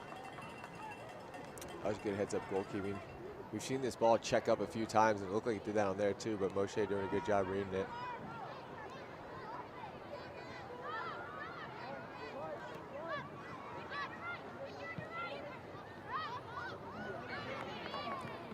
Vaca heads this one out of bounds.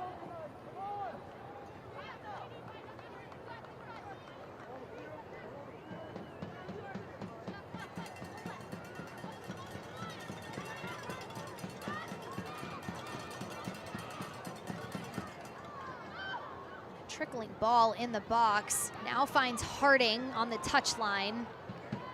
A goal kick coming for Fort Lauderdale. Goal kick, Fort Lauderdale United. Fans, we please ask that you clear the beach club, and please do not come down the stairs on the Pepsi Tower side of the field. Please come line up at the Gatorade Tower side of the field.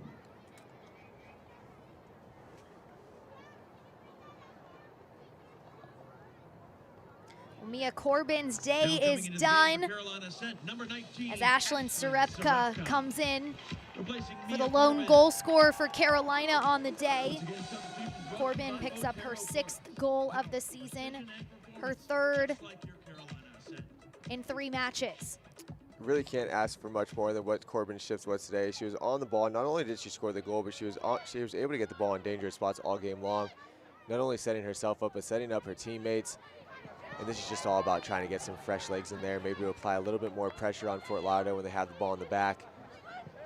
See if they can bring a little bit of energy and some fresh legs to apply that pressure.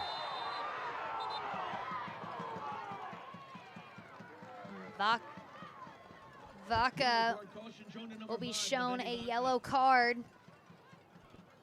What happened here? It's a good job here on the run, but Vaca just pulling the jersey, drawing that foul. She puts her hands up, but she knows what she did. She knows that she had a handful of jersey on that foul. And then here, if you're Carolina, trying to get this ball into a dangerous position from this wide flank. That yellow card brought to you by Apollo Law. So an opportunity late here for Carolina Ascent. Can they find the equalizer and even this one up? Jill Aguilera into the box. And it trickles to Morshea. The inaugural USL Super League season has officially begun. Visit uslsuperleague.com for all the latest information, analysis, and insight into all things Super League.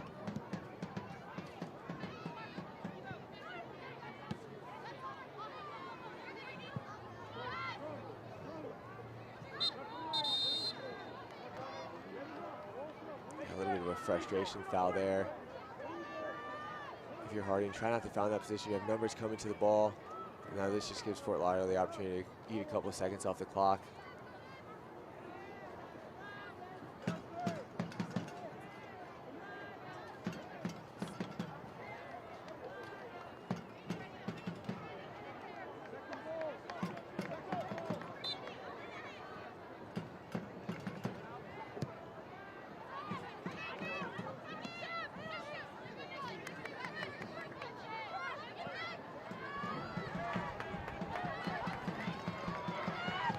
Can Carolina make something of this here?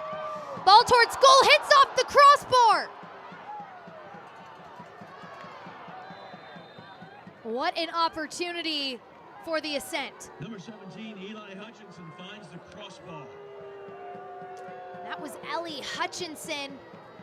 What a hit this is. Picks her head up, has a go. Morshea backpedaling, could have done nothing about it. Gets her hand up, but Hutchinson with an absolute blast towards that near post.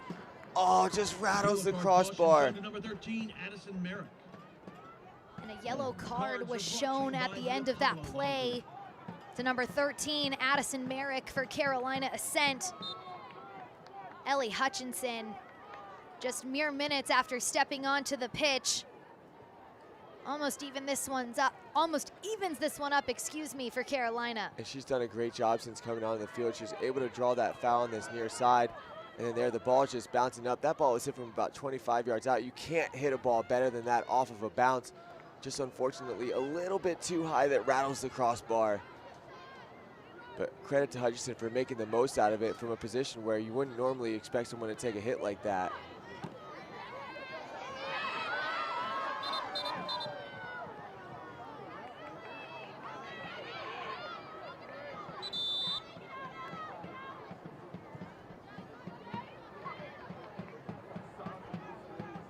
Like about 5 minutes will be added here to this second half. Stoppage time brought to you by Blue Cross Blue Shield of North Carolina. And a late substitution now for Fort Lauderdale United. For Fort Lauderdale United, number 4, Celia Gaynor. Celia Gaynor will come in for Jasmine Hamid. And again, Hamid, another player you can't say enough about. 3 minutes into the second half, finds her 6th goal of the season.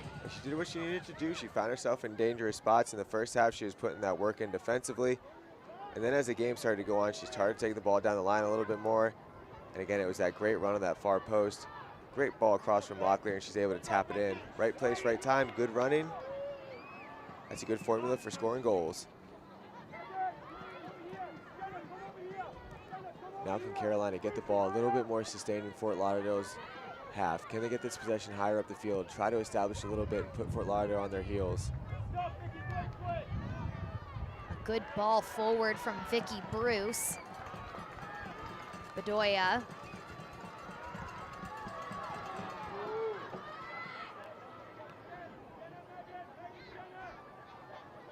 Locklear tries to flick it over Addison Merrick, and it'll go out of bounds. Now a throw-in for Carolina. Here comes Fort Lauderdale. A ball through to Locklear.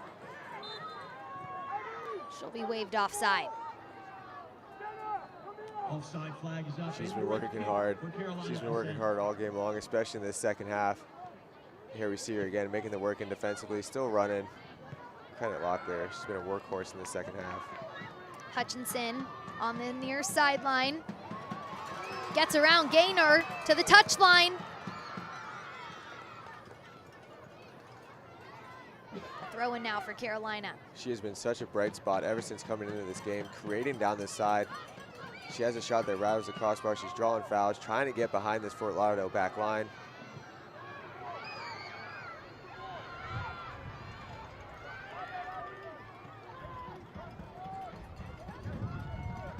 Merrick shoots this one towards the box.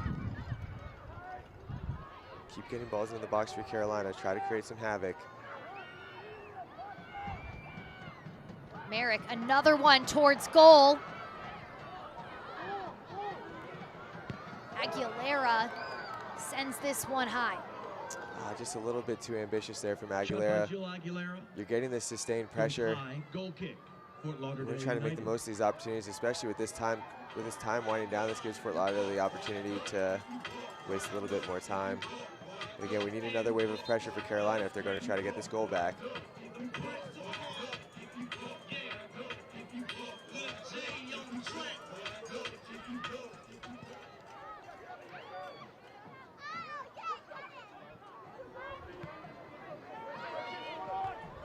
Shades starting to take over majority of the field here at American Legion Memorial Stadium as time winds down this afternoon between Carolina Ascent and Fort Lauderdale.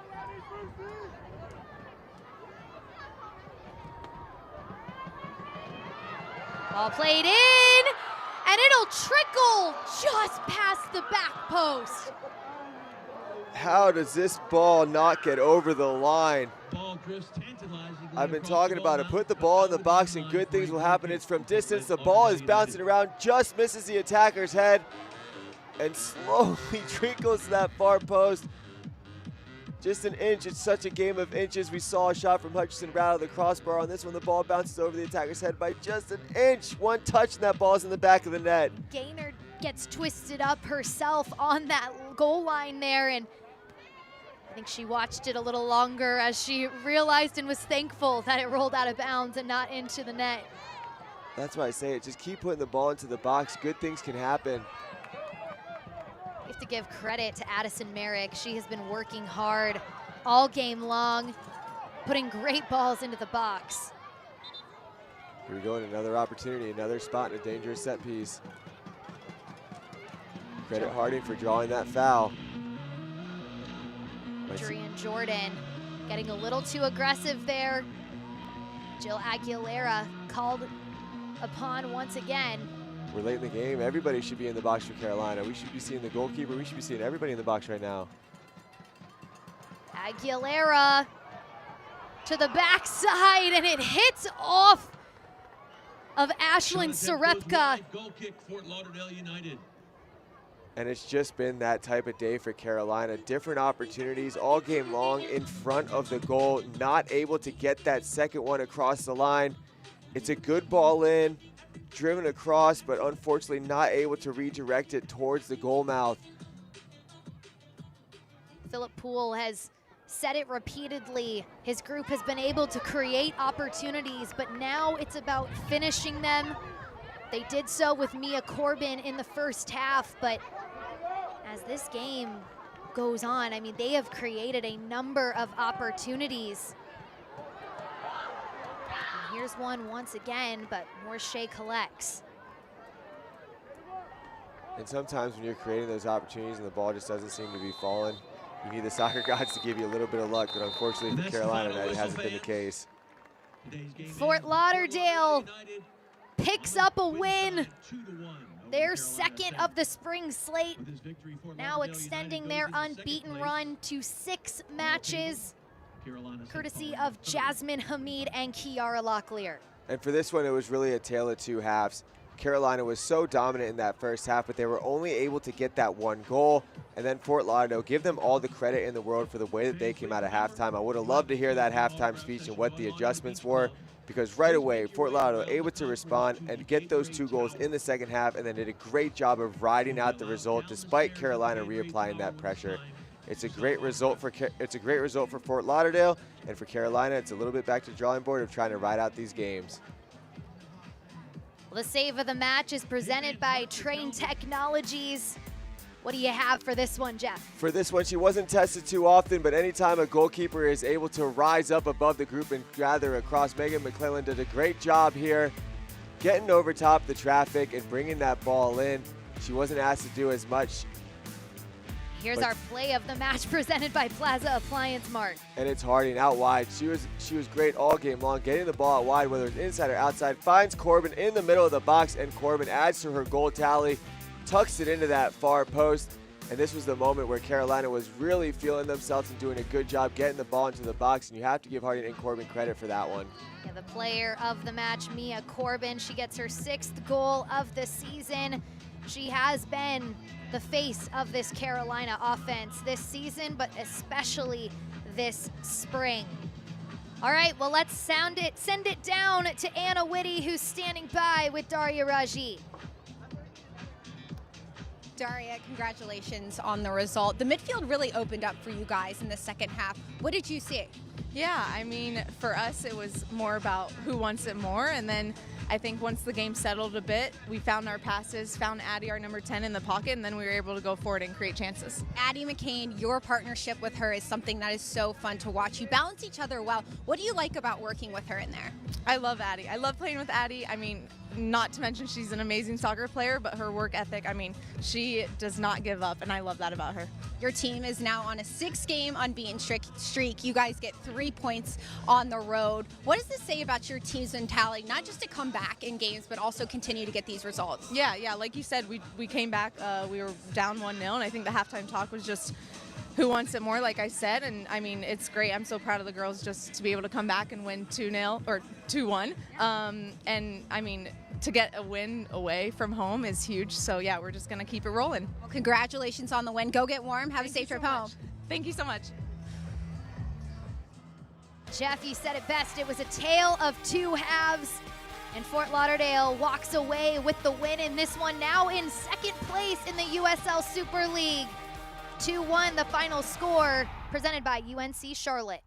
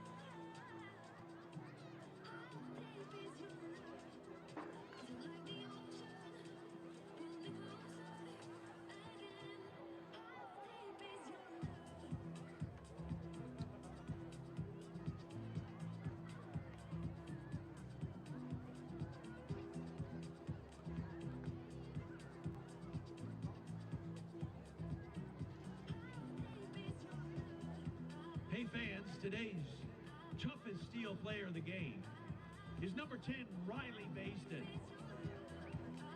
Your toughest steel player of the match, brought to you by Nucor Steel. We thank you for attending today's game. Ask you to please drive home safely so we can see you back here again real soon. Next home match, March 29th. Hope to see you there. Good afternoon, everybody.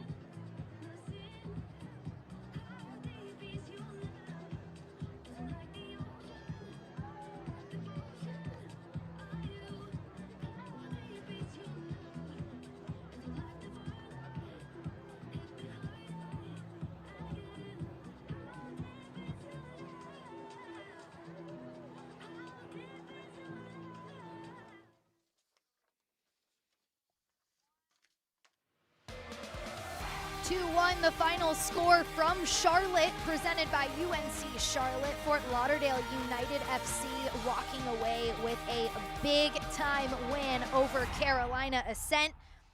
Tonight's match highlights are presented by Nucor, and Jeff, I'll go back to it once again. You said it was a tale of two halves, and boy, was that the story here today, because Carolina Ascent got to work early, thanks to Mia Corbin here in the 27th minute. And it was that relentless pressure throughout the entire first half. This goal was a long time coming in the first half of Carolina. They had multiple chances. Corbin does a great job of redirecting it. Harding doing a great job on that wing of getting that cross in. But then again, it was this immediate response that was the biggest difference in the game. Straight out of the second half, Fort Lauderdale able to get this response against the press. Locklear plays that ball in across, and Hamid able to smash it home. She adds to her goal tally, and this was the moment in the game where the momentum really swung. All the hard work that Carolina did, they were only able to get that one goal, and it's just immediate response from Fort Lauderdale that ties the game up, swings that momentum back into the road team's favor. There was some good back and forth throughout the course of the game, but then again off of this corner kick, as you see something off the training ground, the ball is played across. McCain does a good job of rising up, finding Locklear on that far post, who's able to redirect it. And from there, it was just a complete momentum swing in this second half. And you have to give Fort Lauderdale all the credit in the world for what they were able to do at halftime, their response, and coming out here and able to get a big-time win in a difficult place to play. Carolina did their best job of knocking on the door, especially in this stoppage time. As we see this cross played in here, the ball does everything but go inside of the net for Carolina, and it was just kind of one of those days. It seemed like every opportunity they had outside of the goal was almost one of those what-if situations. What if the ball bounced here? What if it took a little bit of a hop differently? What if it was just a little bit lower? We could be speaking about how well Carolina did, but instead, it's Fort Lauderdale who ends up getting the 3 points. As we get a look at the stats here, possession very even. Shots were very in favor of Carolina, but you have to give Fort Lauderdale credit for capitalizing on their 2 chances in front of the goal. Again, it was a very evenly played game against 2 teams that we talked about in the open. It was going to be an even match based off of where they were in the standings and the way that they've been playing. And I really think both of these teams did a good job of taking blows, dealing with it, responding to different momentum swings, but at the end of the day, you have to give Fort Lauderdale all the credit in the world for the way that they were able to respond. No easy task to win on the road. Those full-time stats presented by Nucor. Both of our players to watch getting on the scoreboard here today, and Kiara Prawley just continuing to get the work done against this Carolina team.